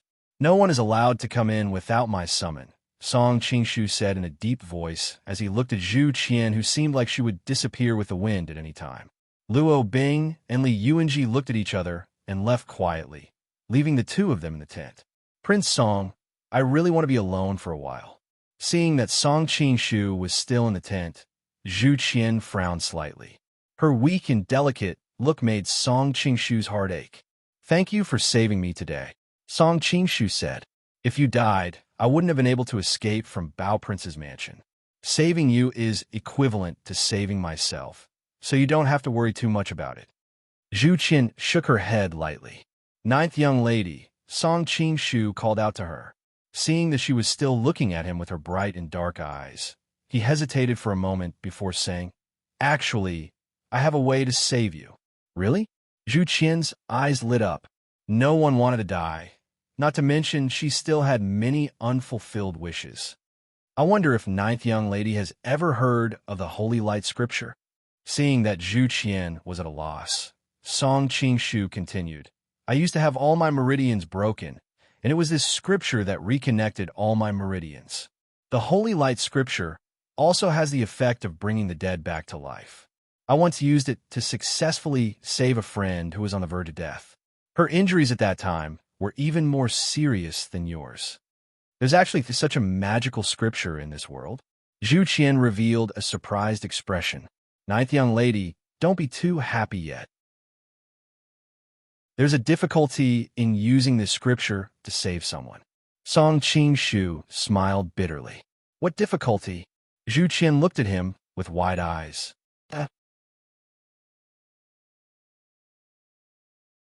Chapter 238. You have to take off all the clothes on the victim's body. Otherwise, the flow of true qi through the clothes will not be smooth. Song Qingshu had a strange expression on his face. Zhu Xiaoyi stared at him quietly, as if trying to read his mind. After a while, she sighed softly and said, I'm starting to regret saving you. Song Qingshu gave her an apologetic look and waited for her to continue. Sure enough, after a while, Zhu Xiaoyi said shyly, then cover your eyes later. She still had too many things to do and too many unfulfilled wishes. Although she had the instinctive shyness of a young girl, the demeanor of a member of the royal family made her quickly adjust her mood and calmly accept this reality. But covering my eyes won't help. Song Qingshu shook his head. You don't want to cover your eyes? Zhu Xiaoyi's expression changed. No. Song Qingshu smiled bitterly. I'm saying that I don't know the scripture of divine radiating art anymore. Last time when Zhang Wuji threw me off the cliff, it caused the yin and yang in my body to go haywire. I had no choice but to practice another type of inner qi, and it has already washed away the divine radiating qi in my body. Zhu Xiaoyi felt a suffocation in her chest, and blood trickled down the corner of her mouth. She glared at him and said, Are you trying to make fun of me? Not really. I'm just giving you some time to get used to it. I don't want you to turn against me when I tell you the real way to save yourself. Song Qingshu answered. What is the real way? Zhu Xiaoyi looked at him curiously. The inner qi that I'm practicing is called the delightful Zen. With your knowledge, I'm sure you know where it came from. Song Qingshu was a little embarrassed. After all, it was too embarrassing to say it out loud, especially in front of a woman. Delightful Zen? Zhu Xiaoyi's expression changed. You mean the dirty martial art of plucking qi? Let me correct you. The essence of the delightful Zen is a martial art of dual cultivation, not a martial art of plucking. As for whether it's obscene or not, it's up to you. Anyway, I think it's pretty good." As he spoke, Song Qingshu giggled. "Why are you telling me this?" Julia turned her head away, not wanting to hear him continue. "The delightful Zen art is very miraculous. After practicing this martial art, the newly born delightful Zen Qi actually devoured the 9 Yin Qi and godly illumination Qi in my body, giving it the characteristics of both martial arts. Naturally, it also has the effect of reviving the godly illumination scripture, but it can't be used to heal injuries like the godly illumination scripture." Song Qingshu answered. "Then how do we heal him?" Zhu Xiaoi had already guessed a few things, but she still asked. "Dual cultivation." Song Qingshu's expression was a little awkward. "Only through dual cultivation can I infuse the delightful Zen Qi into your body and completely heal your internal injuries." Zhu Xiaoi's expression didn't change as he expected. Instead, she looked at him indifferently and said, "Are you trying to take advantage of me?" Song Qingshu said seriously, "Young Lady Jiao, you are from the imperial family, so you must know that with my current status, I have no lack of women. If I was interested in you, I would naturally pursue you openly and not resort to such underhanded means. Not to mention, you are not only my friend, but also my savior." After listening to him, Zhu Xiaoi sighed and said, "Let me think about it. Young Lady Jiao, your injuries can't be delayed any longer. If we don't treat them in time, I'm afraid that even a Daluo Golden Immortal won't be able to save you." Song Qingshu didn't lie. He could sense that Zhu Xiaoi's breathing was getting weaker and weaker. "This is related to a girl's reputation. How can I get up so quickly?" Zhu Yanxi angrily glared at him. Hearing this, Song Qingshu didn't rush her anymore. In order not to disturb her, he quietly sat on the ground and closed his eyes to meditate. After about half an hour, Zhu Xiaoi's voice sounded, "You saved me." Song Qingshu opened his eyes. Zhu Xiaoi's determined eyes began to dodge, and her fair skin was stained with a layer of bright red. Looking at the beauty lying quietly on the bed, Song Qingshu sighed inwardly. If he had a choice, he wouldn't want to push her down so quickly.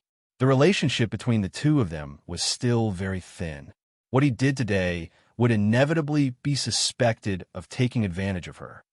"Young Lady Jiao, do you want to take off your clothes yourself? Or do you need me to help you?" When Zhu Xiaoi heard Song Qingshu's question, she wanted to punch him in the face. She replied angrily, "Up to you. Then I'll do it." Song Qingshu sat on the bed. He seemed to feel that his hand was slowly approaching the lapel of her neck. Zhu Xiaoi closed her eyes tightly, and her long eyelashes couldn't help but tremble slightly. "Wait." When Song Qingshu's fingers touched her collar, Zhu Xiaoi suddenly opened her eyes. "Huh?" Song Qingshu thought that she regretted it at the last minute. He sighed inwardly, but if she didn't agree, he couldn't force her to do it. "Cover my eyes." Song Qingshu was stupefied by Zhu Yu's words. "Why?" Song Qingshu asked subconsciously. "You don't need to know." Zhu Xiaoi turned her head away and didn't look at him anymore. "Okay." Song Qingshu looked around, and finally his eyes fell on the ribbon around her waist. The texture was soft, and the width was just right. He stretched out his hand to pull the string of the ribbon. His hand was subconsciously blocked by Zhu Xiaoi. Song Qingshu knew that she was still struggling, so he had to help her make up her mind. He pushed her hand to the side, and Song Qingshu gently pulled and untied her belt. Zhu Xiaoi's body stiffened. Looking at the ribbon getting closer and closer to her eyes, she sighed and finally closed her eyes. Because of the loss of the belt, Zhu Xiaoi's dress was like a lotus, and it gradually opened up. Song Qingshu stretched his hand into her collar and touched the smooth skin. He could clearly feel the other party's body tremble. But at this point, Song Qingshu didn't intend to be Lu Xiaohui anymore. His palms slowly moved between her round shoulder and delicate collarbone. Zhu Xiaoi's breathing became more and more rapid. Although the undulating of her chest was extremely attractive, Song Qingshu was worried that her injury would worsen, so he quickly transferred a few happy true qi into her body. As expected, Zhu Xiaoyi's body slowly softened. Holding the back of her neck, Song Qingshu carefully helped Zhu Xiaoyi up. Although her eyes were covered by the silk scarf, her beauty was not affected at all. She had a beautiful nose and cherry lips, and there was no flaw on her face. Song Qingshu recalled so many women he had met before, and the most beautiful one was probably Zhu Xiaoyi. "You smell so good." Zhu Xiaoyi wrinkled her nose and said, looking at the moist luster on her slightly opened slender lips. Song Qingshu only felt that his throat was dry, and he desperately kissed her. Zhu Yiwei was caught off guard, and her teeth were penetrated by Chu Yunxing. At first, she subconsciously resisted, but soon she realized that it was her own choice. Coupled with the intoxicating fragrance, Zhu Yiwei was in a trance, and she tried to respond to Chu Yunxing. Worried that her injury would worsen, Song Qingshu decided to save her as soon as possible. Therefore, from the very beginning, he activated 100% of the genuine qi of joy. Naturally, the aura that stimulated women became more and more intense, and Zhu Xiaoyi's body became softer and softer. Hearing the sweet moans coming from her nose, Song Qingshu knew that it was almost time. His hands slid down and parted her clothes, revealing a fair and tender body that looked like a freshly peeled egg. Song Qingshu's pupils shrank when he saw this, and he moved his lips closer to hers with trembling hands. Feeling the movement of the man on top of her, Zhu Xiaoyi felt a strange feeling in her heart. She was shy and secretly glad that she had covered her eyes, otherwise the situation would be too embarrassing. After a long time, Zhu Xiaoyi felt a strong force in front of her, and she subconsciously fell to the bed. Before she could react, a heavy and hard body pressed on her. Although she had no experience, Zhu Xiaoyi knew that she had reached the most critical step, and her body became extremely nervous. However, the man's method was obviously very clever. After being touched by his big hands, it did not take long for Zhu Xiaoyi to feel that her body was ready to accept everything. When the unforgettable tingling feeling came, Zhu Xiaoyi murmured, "Brother Yuan." Zhu Xiaoyi asked Song Qingshu to cover her eyes, to a large extent because of shyness, but there was another reason that she could not say. She did not want to give her chastity to a relatively strange man, so she had to rely on covering her eyes and imagine that the man on top of her was her former lover. The fantasy in her mind was completely magnified by the strange fragrance at the tip of her nose, and in the end, Zhu Xiaoyi could not distinguish reality from illusion. Her hands that were holding the bed sheet tightly at first also relaxed. Unconsciously, she wrapped her body around the man's waist and even intentionally or unintentionally twisted her body to cater to the man's movements. And her mouth also let out a sweet cry.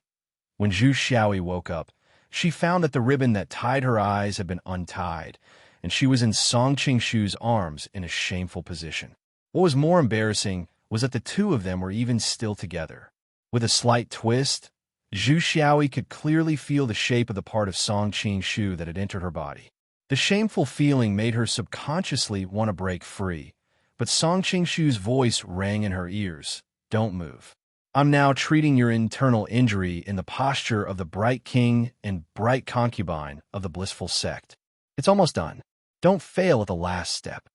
Looking at Song Qingshu, Zhu Xiaoyi suddenly blushed and hurriedly pressed her head close to his chest, unwilling to look up again. After a long time, Zhu Xiaoyi suddenly felt that the surging true qi in her body was far more powerful than before, and she asked, "Why my internal force?" Chapter 239. Zhu Yanai was ashamed and angry. "Who cares about your internal energy?"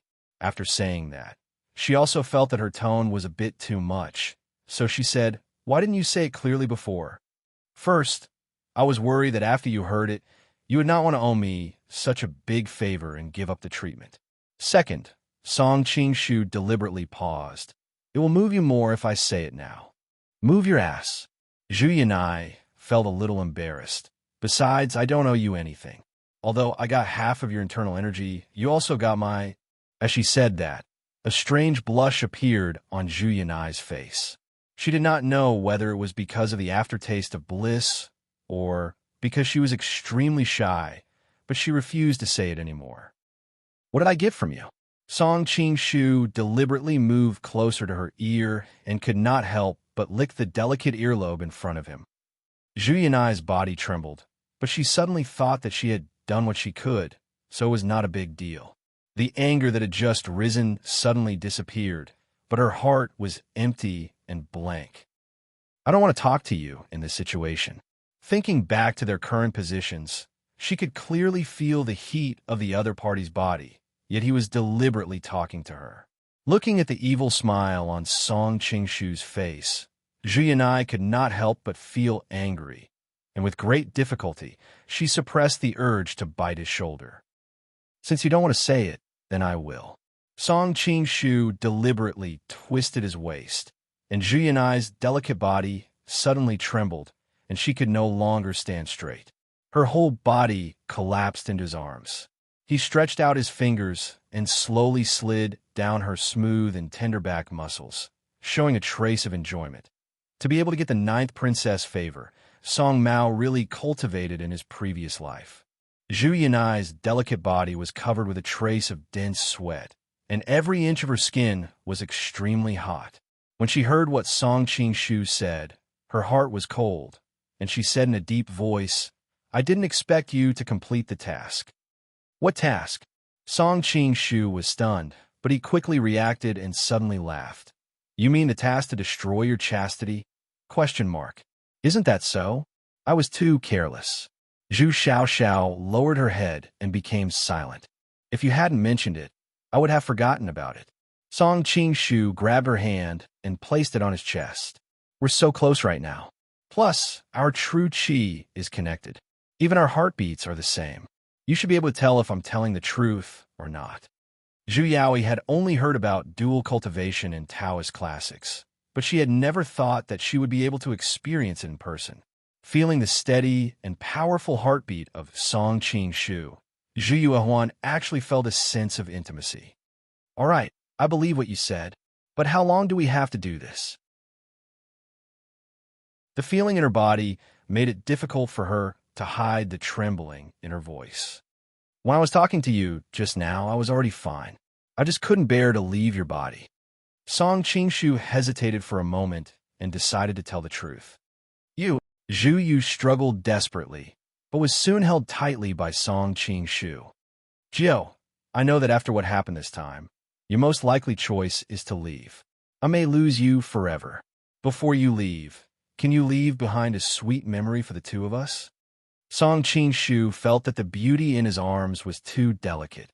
He was afraid that he would crush her if he squeezed her too hard. However, if he didn't hold her tightly, he was afraid that she would disappear. Zhu Yaoi did think so. She didn't know how to face him if she stayed, so why not just leave? Feeling the hot breath coming out of Song Qing-shu's mouth and thinking that he had lost half of his internal force to save her, her heart softened and she grunted inaudibly. Even if she was a fairy, it was difficult for her to keep her mind clear when their bodies were intertwined. After all, she couldn't resist the soft pleading of a man who had skin contact with her. Feeling Zhu Yaoi's arms around the back of his neck and her body becoming softer and softer, Song Qing-shu was overjoyed and hurriedly pressed his body against hers. "Okay, I'm leaving." After a long time, a lazy female voice gradually sounded in the room. "This is the last time." The man's voice was full of rascality. "How many times have you said it's the last time?" From the voice, one could feel the shame and anger in the woman's heart. "I won't lie to you this time. This is definitely the last time." The man swore. After a long silence, the woman sighed faintly. "Okay, why are you looking at me like that?" Looking at the two women staring at him with strange expressions, Song Qing-shu couldn't help but feel depressed. "Brother Song, I didn't expect you to be so thick-skinned when you lie to girls."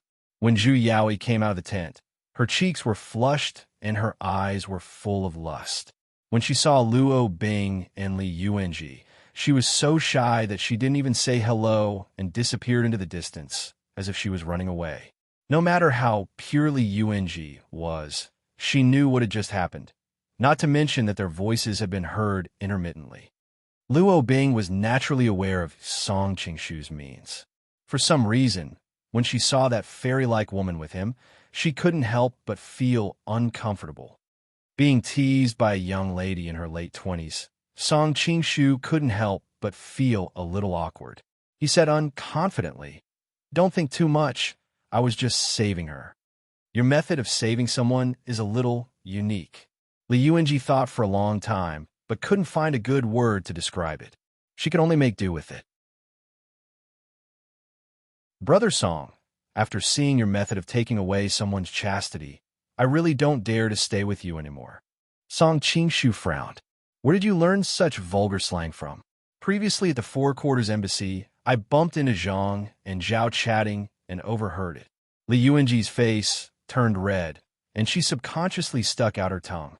Brother Song, after this incident in Shengjing, I just want to go home to see my father and mother. I've been away from home for so long. They must be missing me to death. Li Yuanji smiled. After leaving Prince Bao's territory, I'll return to Jiangnan and won't accompany you to Yanjing. Right? I've also invited Sister Luo to my house to relax. If you want to go home, then go home. Why are you dragging your Sister Luo along? Song Qingshu glared at her. That old bastard Yu Wanting not only killed Brother Yu, he even slandered Sister Luo, causing them to fall out with each other. I have to think of a way to resolve this misunderstanding and let fourth brother Wen see Yu Wanting's true colors. If Sister Luo were to travel with you, wouldn't it confirm the rumors about Yu Wanting? How would the people of the pugilistic world view Sister Luo and you? Li Yuanji said. But when Tai Lai has already sold his wife to me, Luo Bing has nothing to do with him now. Song Qingshu actually regretted his actions that day. He didn't expect Wen Tai Lai to expose the matter, causing him to be at the forefront of public opinion. You can't be thinking of doing something to Sister Luo? Li Yuanji looked at him in shock. Song Qingshu cursed in his heart. What should be done has been done, and now you're asking this question. Luo Bing also felt strange, but a woman's nature made her subconsciously want to hide it from Li Yuanji. She hurriedly said, Song, Master, my identity is special. I'm afraid I'll be talked about if I stay by your side. You already have enough things to worry about. There's no need to add to it, and I really want to relax and think about the future. Song Qingshu carefully stared at her eyes, as if trying to guess her real thoughts. He slowly calculated in his heart, keeping Luo Bing by my side, although it can satisfy me. But after returning to Yanjing City, it'll be inconvenient to do things. Okay, but after you arrive in Jiangnan, don't run around. Maybe I'll come and find you when I miss you. Song Qingshu smiled. Don't worry, Brother Song. If you come to Jiangnan to play, I'll definitely do my best to entertain you. Li Yuanji patted her not-so-plump chest and pretended to be generous. It's late at night, you go to sleep first. I'll go outside to practice for a while. Song Qingshu jumped out of the bed and quickly disappeared outside the tent. When they set up camp, the Imperial Guards naturally arranged for the two girls to stay with Song Qingshu, but Song Qingshu didn't have a mood to do so after several fierce battles with Zhu Yaoyao. Coming to a smooth, big stone, Song Qingshu practiced the joyful, genuine qi in his body while thinking. This time he lost half of his internal force to save Zhu Yaoyao, but his purpose was not as pure as he said. Zhu Yaoyao was injured because she saved him, and he deserved to repay her. This was only one of the reasons. On the other hand, Zhu Yaoyao herself and her identity as a Ming Dynasty princess were really promising. Song Qingshu had long wanted to pull her into his camp, now that he knew that she had become the Ming Dynasty's holy maiden. Although she and Zhang Wuji were only in a cooperative relationship for the time being, it was hard to guarantee that she would be truly subdued by Zhang Wuji in the future. Song Qingshu had always been worried about this, and naturally, he wouldn't let go of the opportunity to strike first. As for the loss of half of his internal force, Song Qingshu didn't care at all. He just needed to find some girls to practice again. Looking at the messy bed sheet in front of her, Li Yuanji said with a bitter face, Sister Luo, how do we sleep like this? Luo Bing also secretly spat. There were still traces of the bed, just now. When Song Qingshu left, he didn't even know to clean it up. Let's change the bed sheet. In the end, she could only say helplessly, why is there such a big hole in the bed sheet? Li Yuanji suddenly exclaimed when the two of them were cleaning up. Luo Bing followed her gaze and saw that there was a square hole in the middle of the bed sheet.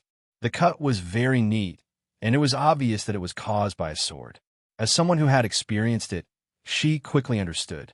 She secretly laughed a few times and urged, "Don't worry about it. Let's change the bedsheet and sleep early." In Prince Bao's residence in Shengjing City, Hong Li looked at the twins in front of him who looked exactly the same. His face was gloomy. If Fu Kangan hadn't saved them, he wouldn't have lost his life. "Your Highness, forgive me for being straightforward. These two children are of unknown origin. Just based on what that woman said, it's hard to say whether they are the children of the Crown Prince," a confidant beside him said. Chapter 240. It is a pity that the heir has already passed away. Otherwise, we could use a blood test. Just as the other man finished speaking, a wave of sighs of regret came from all around. There's no harm. Our Aizenjoro bloodline is peculiar and clearly excludes other bloodlines. Anything that is not of our imperial family's bloodline will not mix. Bring a bowl of water and use this prince's blood to test. If Yuan were to hear Hong Li's words, he would definitely be suspicious. Hong Li was clearly not of the imperial family's bloodline, but rather his own son. Why would he say such things? In reality, this was one of Qian Jinwan's greatest secrets. When Yu Wanning had unintentionally revealed that he wanted her to give herself to the Prince of Yong, she had been afraid and promptly said that she was pregnant with his flesh and blood. She expected that with this, Yu Wanning would be unwilling to give her away to another man. Who could have imagined that when Yu Wanning heard this news, he would be wild with joy, using flowery words to trick her into giving herself to the Prince of Yong? Qian Jinwan had completely given up and could only follow his plan and enter the Prince of Yong's residence. Qian Jinwan had not expected that the Prince of Yong would fall in love with her at first sight. Not only did he not despise her for not being a virgin, but he doted on her even more. As the saying goes, the best way to heal a relationship is to start a new one. Qian Jinwan's attitude slowly began to change. As time passed, feelings grew, and she naturally became pregnant with the Prince of Yong's flesh and blood. However, she was worried that Yu Wanning would harm her child.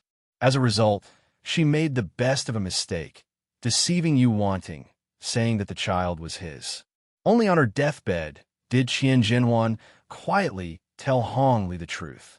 Hong Li was already displeased that a well-born son of the royal family had run over to claim that he was his father. When he heard the truth, he was immediately overjoyed. The extremely shrewd Hong Li did not tell Yu Wanting the truth, using it to manipulate the Safflower Club. Very quickly, a subordinate brought over 2 bowls of water. Amidst the cries of the twins, he squeezed 2 drops of blood into the bowls.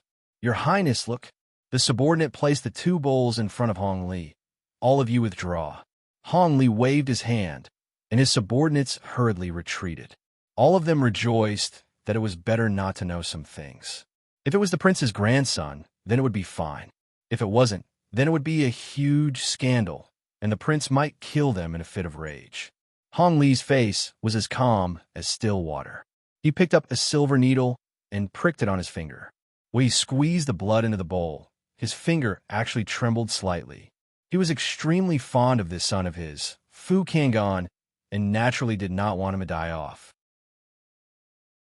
Seeing the situation in the bowl, Hong Li's eyebrows slowly relaxed and a smile appeared on his face. "Servants, this prince wants to go to Miss Ma's place." When the subordinates who opened the door saw his expression, how could they not understand? They hurriedly knelt down and congratulated. "Congratulations, Your Highness." Hong Li's mood was finally a little better. He carried the 2 children to Ma Chuanhua's courtyard with great interest along the way. "Greetings, Your Highness."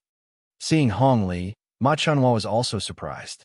She wanted to call him Gong Gong, but then she thought that the rules in the Wangfu should be different from the common people. Moreover, she was not Fu Kang's official wife, not even a concubine. She was embarrassed for a moment. Hong Li saw her eyebrows. There was a strong sense of sorrow between her brows.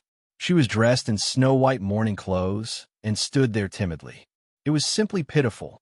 He couldn't help but say, "Miss Ma, I hope you can understand that your identity is special, so it is not convenient for you to participate in Fuer's funeral."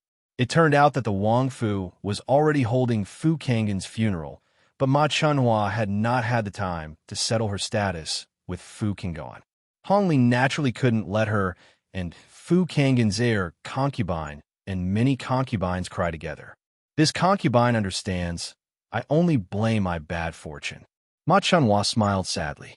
Seeing the twins in Hong Li's hand, her eyes suddenly lit up. She quickly reached out her hand to take them. My sons, my sons." When Hong Li placed the twins in Ma Chunhua's arms, the back of his hand inadvertently brushed against her breast that was filled with milk. That strange touch made Hong Li feel somewhat awkward. Seeing that Ma Chunhua did not seem to notice, he hurriedly said, "Miss Ma, this king seems to smell alcohol on you?" Ma Chunhua looked at him with blurred eyes. "I hope your highness can forgive me. Fu Kangong is gone. I don't even have the qualification to send him off. My heart is a little sad, so I used alcohol to drown my sorrows." Her eyes fell on the face of the babies in her arms. Her mouth finally curved into a smile. "If it wasn't for them, I would have left with Fu Kangong long ago." Hong Li saw that her cheeks were flushed red, and her demeanor was a little crazy. He was startled and quickly called for a maid to send the two children to the wet nurse. Seeing that Ma Chunhua was reluctant to let go, he quickly said, "You've drunk wine now, so it's not suitable for you to nurse the children." Reluctantly watching the children be carried away, Ma Chunhua sighed. "Please forgive this concubine for being bold, but would your highness be willing to drink a cup of wine with me?" Although Ma Chunhua was dressed in white, under the candlelight, her face was as tender and beautiful as a crabapple.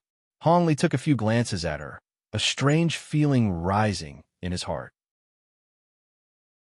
According to his original plan, he had intended to quietly bestow death on Ma Chunhua, then have the twins worship Fu Kang's heir consort as their mother, just like how the Prince of Yong had allowed his own mother, Qian Jinhuan, to enter the Nihilu clan. Outsiders would not know that the twins still had Han blood running in their veins.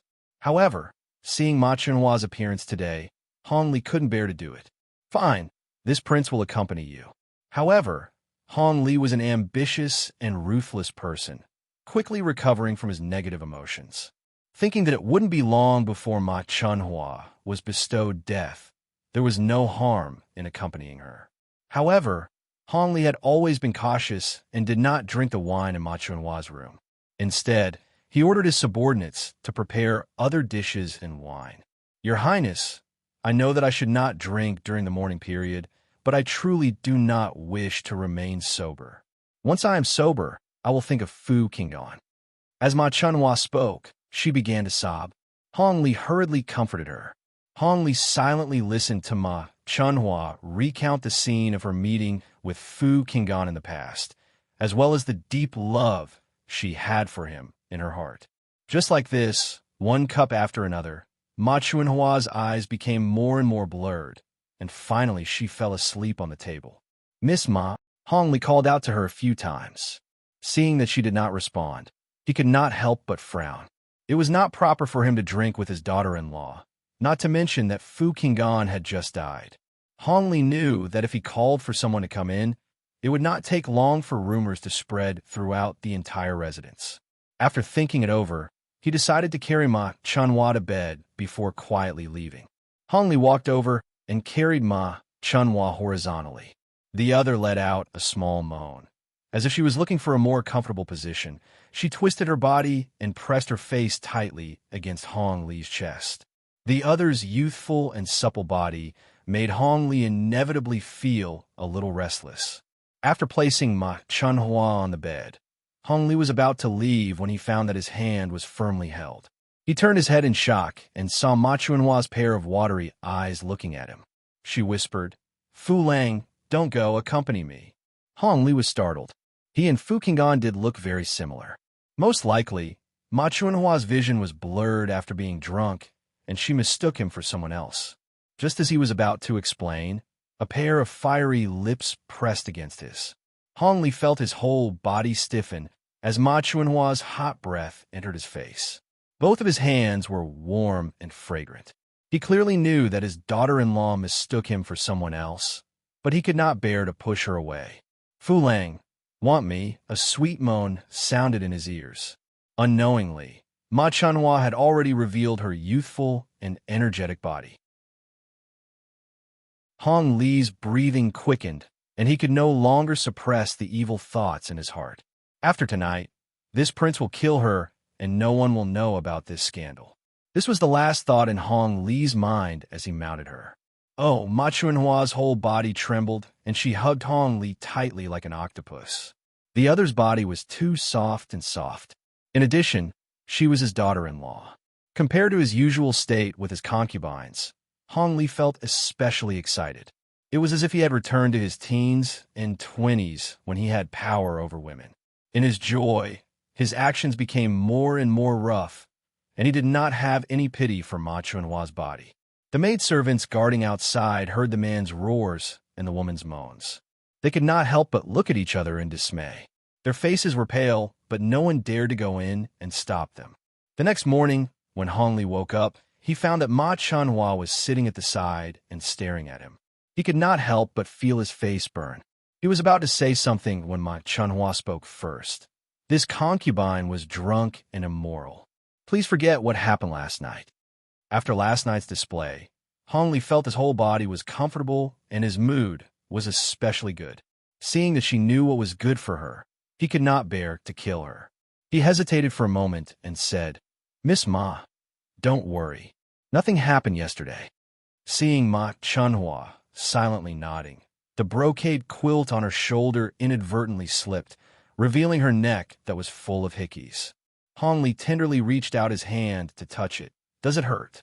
Seeing Hong Li stretch out his hand, Ma Chunhua subconsciously wanted to dodge, but she did not know why she hesitated. When his hand touched her skin, her body inadvertently trembled, and she replied in an inaudible voice, "It doesn't hurt." Hong Li revealed a victorious smile and quickly got up to put on his clothes. "This prince cannot stay here for long and will leave first. I'll come see you later." Ma Chunhua tightly wrapped herself in the quilt and silently watched Hong Li disappear outside the door. She sighed in her heart. "Your Majesty, I made such a big sacrifice for you. Do you know, Your Highness, those maidservants have already been dealt with." Hearing the guard's report, Hong Li waved his hand to dismiss him. He was silent for a long time. In the end, he could not bear to kill Ma Chunhua, so he arranged for a few trusted maids and maidservants to serve Ma Chunhua in her courtyard. Without his orders, no one was allowed to enter or leave. Unconsciously thinking of Ma Chunhua's enchanting body from last night, Hong Li felt a certain part of his body harden. A few days ago, he had been sent by the company to the remote suburbs and was busy from dawn to dusk. Today, he was even more busy. Tomorrow, he would resume his normal updates. Chapter 241. Ma Chunhua, just like her name, was as beautiful as a spring flower. She had always been the center of attention since she was a child and was deeply loved by her parents. Unfortunately, her father was only an escort leader. The Pegasus Escort Agency might have a small reputation in the local area, but it was not even a third-rate sect in Jianghu. Ma Chunhua didn't know when it started, but she always felt that she was a phoenix in a mountain nest. She didn't want to live an ordinary life in that small place. If she stayed there, she would at most be a mountain chicken. Later, her father, Ma Xingkong, betrothed her to his disciple, Su Zheng. Although Su Zheng loved her very much, he was unbearably vulgar and short-tempered. Thinking of marrying such a man and taking over her father's escort flag with him, traveling all over the country, and letting the hardships erode her beauty and old dreams, Ma Chunhua shuddered. So one day, she resolutely decided to run away from home. On a moonlit night, she left the escort agency and set foot on the unknown Jianghu. Soon, the money she had with her was used up. Moreover, as a young and beautiful girl, she was the center of trouble wherever she went. Finally, she was surrounded by a group of bullies. Although Ma Chanhua was skilled in martial arts, it was only superficial. Coupled with the fact that women were weak, she quickly fell into a dangerous situation. Hearing the dirty words of the men around her, saying that they would play with her and then sell her to a brothel, Ma Chanhua was desperate. Just as she was about to commit suicide, a young man in embroidered clothes suddenly appeared. Although he looked weak, his subordinates were like wolves and tigers. Very quickly, they beat up the group of bullies until they pissed their pants. "Young lady, are you okay?" Ma Chanhua still remembered the scene when she was kneeling on the ground and the young man in embroidered clothes reached out to help her up. Hearing that she wanted to travel Jianghu, the young man in embroidered clothes smiled and invited her to travel with him. Ma Chanhua knew that an unmarried woman should refuse the invitation of a strange man, but his smile was so beautiful that Ma Chanhua unconsciously nodded her head in agreement.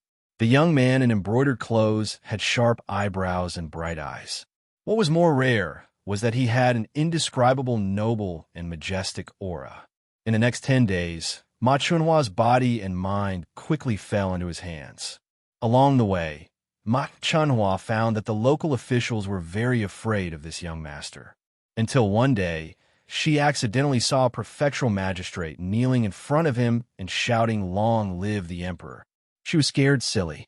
The Pegasus escort agency usually had to bow to a county magistrate. However, an official who was many times more powerful than a county magistrate was trembling and kneeling in front of his lover. The young man in luxurious clothes also noticed her. He had no choice but to reveal his identity. It turned out that he was the emperor of the Qing dynasty, Kangxi.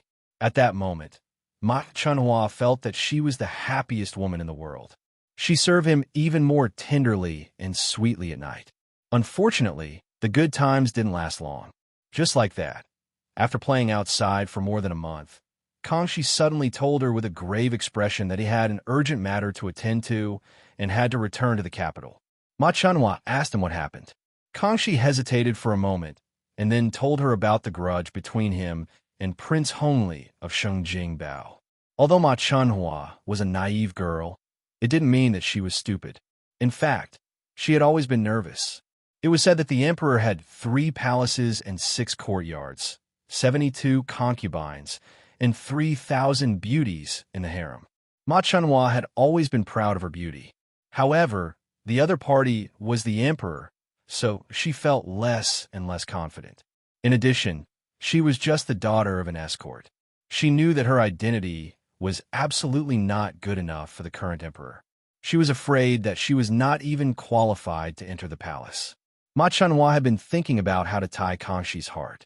Hearing Kangxi talking about his troubles, she had an idea and volunteered that she could help him. After Kangxi's expression was full of struggle, he told her a plan of honey trap. Hearing that she was going to serve another man, Ma Chanhua subconsciously resisted. However, the IQ of a girl in love was always negative. Coupled with the devil in her heart, Ma Chanhua soon agreed. Burying this secret at the bottom of her heart, Ma Chanhua returned to the Pegasus escort agency. Then came the plot of the Pegasus escort agency. She coincidentally met Fu Kangan at Shang Clan Castle. Then, with the appearance of a young girl in love, she was taken by Fu Kangan. Because she was prepared in advance, it was not difficult to deceive Fu Kangan that she was no longer a virgin. After the Shang Clan Castle, Ma Chanhua soon found out that she was pregnant. In fact, she was not sure whether the child was Kangxi's or Fu Kangan's. However, according to the time, she felt that the possibility of the child being Kangxi's was higher. Ma Xingkong died in the Battle of Shang Clan Castle, so the entire Pegasus escort agency was managed by Su Zheng. Ma Chanhua getting pregnant out of wedlock was not something to be proud of, even if she was pregnant with the son of a dragon. Helpless, Ma Chanhua married senior brother Su Zheng. During this period, Kangxi sent spies to contact her a few times and gave her a lot of help. After Kangxi found out that Ma Chanhua was pregnant, he asked her to beat him in his own game and treat the child as Fu Kang's son. Then, he sent spies to secretly mention Ma Chunhua in front of Fu Qinggan. After that night of love, Fu Qinggan missed her a little. So, he immediately sent someone to bring Ma Chunhua to Shengjing City. What happened after that was witnessed by Song Qing-shu. Ma Chunhua had been defiled by a few different men. Originally, she had already given up on the idea of entering the palace as a concubine. However, Kanshi had repeatedly promised her that after the mission was completed, he would definitely make her a concubine and her son a concubine. For the sake of her son and the possibility of becoming a concubine, Ma Chunhua was willing to follow Kanshi's instructions. After so many things, Ma Chunhua was no longer that ignorant girl. She knew that without Fu Kang's protection, there was a high possibility that she would be secretly executed. So, last night, Ma Chunhua deliberately seduced Hong Li. The sky gradually darkened. Looking at Hong Li, who pushed open the door and entered, Ma Chunhua smiled in her heart. The day of mission completion was getting closer and closer. Your Highness, why have you come to visit so late at night? Ma Chunhua composed herself and pretended to be panic-stricken as she looked at Hong Li. Seeing that she looked like a frightened rabbit, Hong Li's heart burned even more. He reached out his hand. Miss Ma, this prince has come to see if you're feeling better. Ma Chunhua was silent for a long time. Finally, she opened her mouth and said in a low voice, Your Highness, you are my father-in-law. In any case, you haven't officially married into Fu Er's family. Don't be afraid.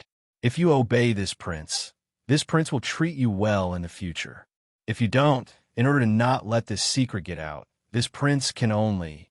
Hong Li didn't continue, but the threat in his words was clear. Shameless.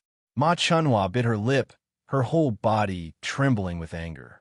Even if you don't think about yourself, you should think about your two children. Hong Li didn't know why he was so arrogant in front of her. He didn't hesitate to do such a beastly thing. But they are your grandchildren. Ma Chunhua looked at him in disbelief. That will depend on your performance. If you perform well, this prince will let them return to their roots. If not, they will only be bastards on the side of the road. Hong Li stretched out his hand to lift Ma Chunhua's chin and slowly move closer. Soon, the room was filled with a man's roar and a woman's choking voice. After returning to Yanjing City, Song Qingshu hurriedly rushed to the Forbidden City. You brat, you almost ruined this prince's plan.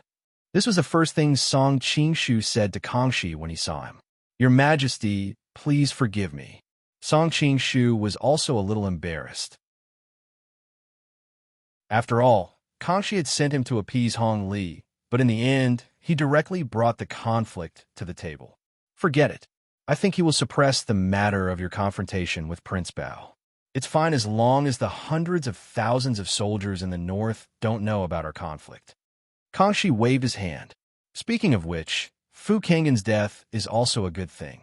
Consider it, as you making up for your mistakes. Kangxi's face was a little gloomy. Speaking of Fu Qinggan, he couldn't help but think of Ma Chunhua.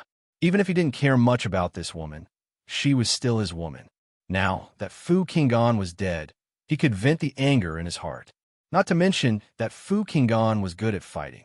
His death was like cutting off one of Hong Li's arms. Fu Kang's death has nothing to do with me. It was done by the Divine Dragon Cult. Song Qingshu explained. I didn't expect the Divine Dragon Cult to be so capable. I have underestimated them. Kangxi seemed to think of something and ordered, "Oh right, go to Divine Dragon Island to investigate in a few days." Divine Dragon Island? Song Qingshu was stunned. Kangxi replied, "Yes, the Divine Dragon Cult killed Fu Qinggan. Hong Li certainly won't let it go. I reckon that there will be a fierce revenge. Moreover, the Divine Dragon Cult has secretly colluded with the Mongolians. The Mongolians will not sit idly by. Divine Dragon Island is isolated in the sea. I can't plant spies there. So, I need you to go to Divine Dragon Island to investigate. Then I can decide what to do next. There is no specific task on this trip. I allow you to act at your own discretion." Although at my own discretion was a simple word, it was a great delegation of power. It could be said that as long as Song Qingshu wanted, he could act on Kangxi's behalf on Divine Dragon Island. His words were the imperial edict. Of course, it was another matter whether the divine dragon cult would listen to him or not. Are we not going to Shisha's marriage selection? Song Qingshu asked. We'll go. Of course we'll go. But we'll have to wait until you return from Divine Dragon Island, Kanshi replied. The marriage selection in Shisha will be attended by all the princes and aristocrats of various countries. Some countries are far away, such as Mongolia. Some princes are still far away in the far west. It will take some time for them to rush back. Therefore, Shisha has set a very generous deadline. As long as we get to Shisha before then, there's no need to be impatient. But Fu Qinggan is dead. Is it still necessary to help Yongyin with the marriage selection? Song Qingshu added, wouldn't it be better to leave him in the capital as a hostage? What's so good about being a hostage? Kanshi shook his head mysteriously. When the time comes, just escort him to Shisha. I have my own arrangements. After coming out of the imperial study, Song Qingshu felt as if a heavy stone was pressing down on his heart. He was getting more and more confused about what Kanshi was thinking. This was a very dangerous signal. Kid, long time no see. The peach blossom aura on you that this old man hates is even thicker. Patriarch Sunflower appeared from the shadows again. Why are you always so elusive? Song Qingshu was speechless. Why did you call me? Nothing. I just want to find someone to talk to. It's a little boring staying in the palace all day long. And I can't find anyone to talk to. Patriarch Sunflower answered. Song Qingshu asked curiously, aren't there many imperial guards in the palace? There are also many eunuchs. You should have a lot of common topics. Bastard. Patriarch Sunflower's face turned red. Don't lump me with those ordinary eunuchs.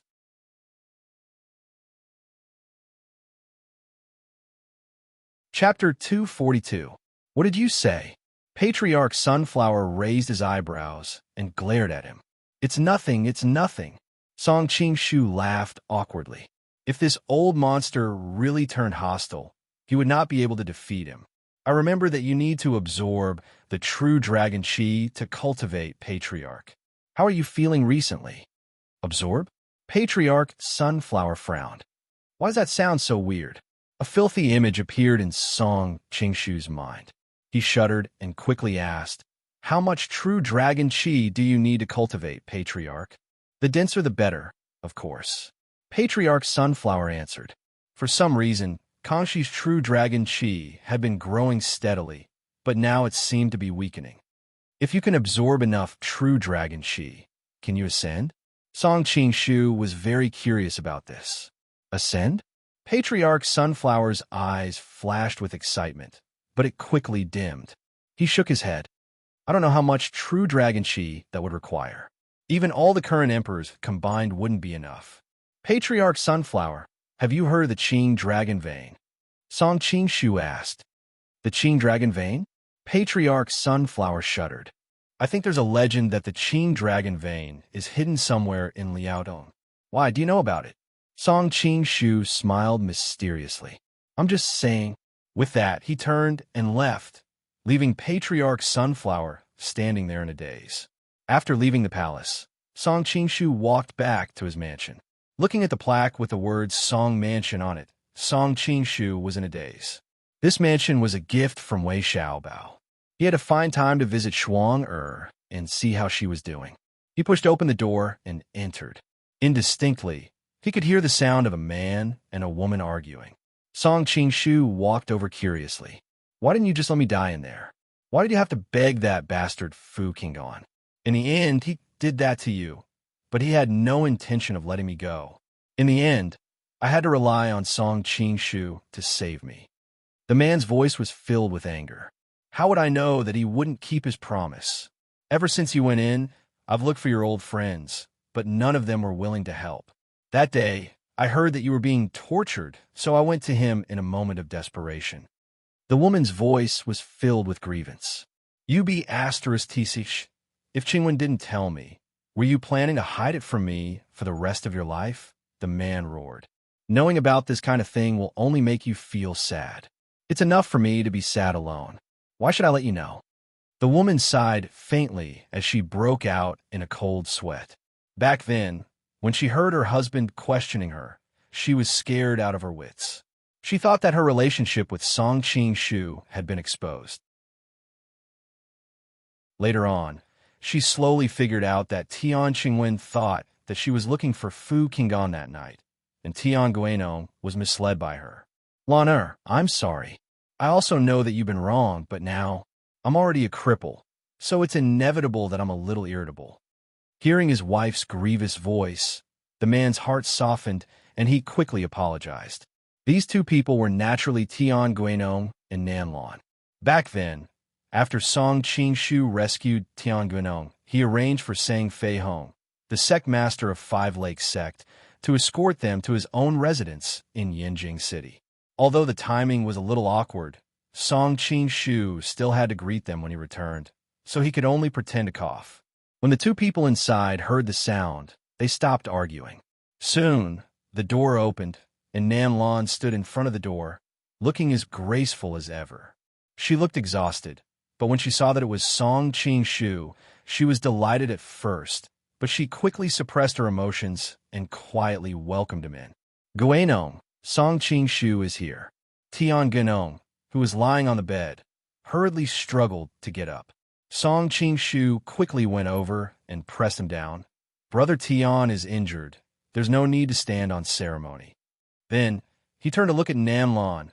Sister-in-law, why is Brother Tian so weak? Hearing him call her sister-in-law in such a serious manner, Nan Lan's heart skipped a beat, and her expression became a little unnatural. On the way out of Shengjing City, Guanong caught a cold and worsened his injuries. Is that so? Song Qing-shu frowned and said, I'm more familiar with the imperial physicians in the palace. Tomorrow, I'll ask them to come and take a look at Brother Tian. Don't worry, they're experienced with this kind of injury. Suddenly, he noticed that Tian Guanong's expression was not very good, so he hurriedly apologized. Brother Tian, I'm really sorry. I didn't mean to bring it up. Tian Guanong shook his head. If you hadn't saved me and escaped, I would have long since rotted away in the palace's prison. Why would I blame you? It's just that I can't even be considered a man now. So what's the point of living in this world? I might as well die and end all my troubles so that I don't drag Nan Lan down. Guanong, you're not allowed to say that. Back then, for you, I left him who is 10 times more powerful than you because I love you. No matter what you become, I will not leave you. Nan Lan sat down on the side of the bed, grabbed Tian Guanong's hand, and placed it on her face, tears streaming down her face. At the side, Song Qing-shu stilled. When the people of later generations spoke of these two, one seduced his friend's wife while the other cheated on her husband. They were definitely an adulterous couple. He hadn't expected that there was true love between these two. Lan, you know my current situation. If you follow me, you'll only ruin half of your life's happiness. Why do this? Look, Brother Song's character and martial arts are both top-notch, and he has done us a great favor. If Brother Song doesn't mind, you can follow him. Tian Guanong used his finger to wipe away the tears on Nan Lan's face and sighed. These words caused the two's expressions to change greatly. Nan Lan immediately stood up. I plan to serve you wholeheartedly for the rest of my life. If you ever say such things to test me in the future, then I'll just die. Song Qing-shu hurriedly consoled him. It's rare for Madame to be so affectionate. Brother Tian, there's no need to hurt her feelings. Tian Guanong smiled bitterly. It's not like you don't know my current situation. What kind of happiness can I give her? I will help you fulfill your duties as a husband in secret. Of course, Song Qing-shu couldn't say this out loud. With a serious expression, he consoled him. A real man stands between heaven and earth. There's no need to focus on petty love in bed. In the future, once Brother Tian achieves great achievements, you'll be conferred the title of wife and children.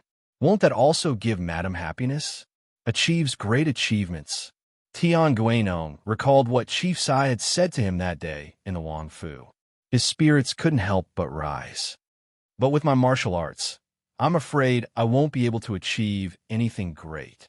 Even if you learn martial arts, you won't be able to defeat 100 people. Those who can turn their hands and summon clouds and rain. Those who can defeat 10,000. Which one of them relied on martial arts? Song Qingshu sighed from the bottom of his heart. However, he saw a trace of disapproval appear on Tian Guinong's face. He smiled and said, "Brother Tian is a Jianghu person. Of course you feel that martial arts is more reliable. Fine, since you want to learn martial arts, there is a martial art in this world that is very suitable for you. It can allow you to advance by leaps and bounds in a short period of time and become a first-rate expert." "What martial art?" Tian Guinong's eyes lit up. "Bixia swordplay." Song Qingshu slowly spat out these 4 words. "The Lin family's Bixia swordplay?" For the past 2 years, the 5 mountain sword sects have been fighting over this swordplay. It is said that the Qing Chang sect even exterminated the entire Lin family for it. However, even after so long, I haven't heard of anyone actually obtaining the Bixia swordplay. As a sect master, Tian Guinong naturally knew about this major event in the martial arts world. "Is the Bixia swordplay in Brother Song's hands?" "Not really." Song Qingshu shook his head. "I just know where the Bixia swordplay is hidden. When Brother Tian recovers, you can come with me to Fujian to retrieve it." The Bixia swordplay was only an incomplete copy of the Sunflower Manual. It wouldn't take long for Dongfang Muxue and Patriarch Sunflower to come up with a copy of the Bixia swordplay. However, Song Qingshu didn't want to owe the two a favor. Moreover, the two might not be willing to give their secret manual to others. It would be more convenient to retrieve it directly from the Lin family mansion in Fujian. "Thank you, Brother Song." Tian Guinong was overjoyed. However, he quickly asked with some worry, "Is this Bixia swordplay really that powerful? Can it turn me into a first-rate expert in a short period of time?" "I can't say for others, but if you practice it, you'll definitely get half the results with twice the effort."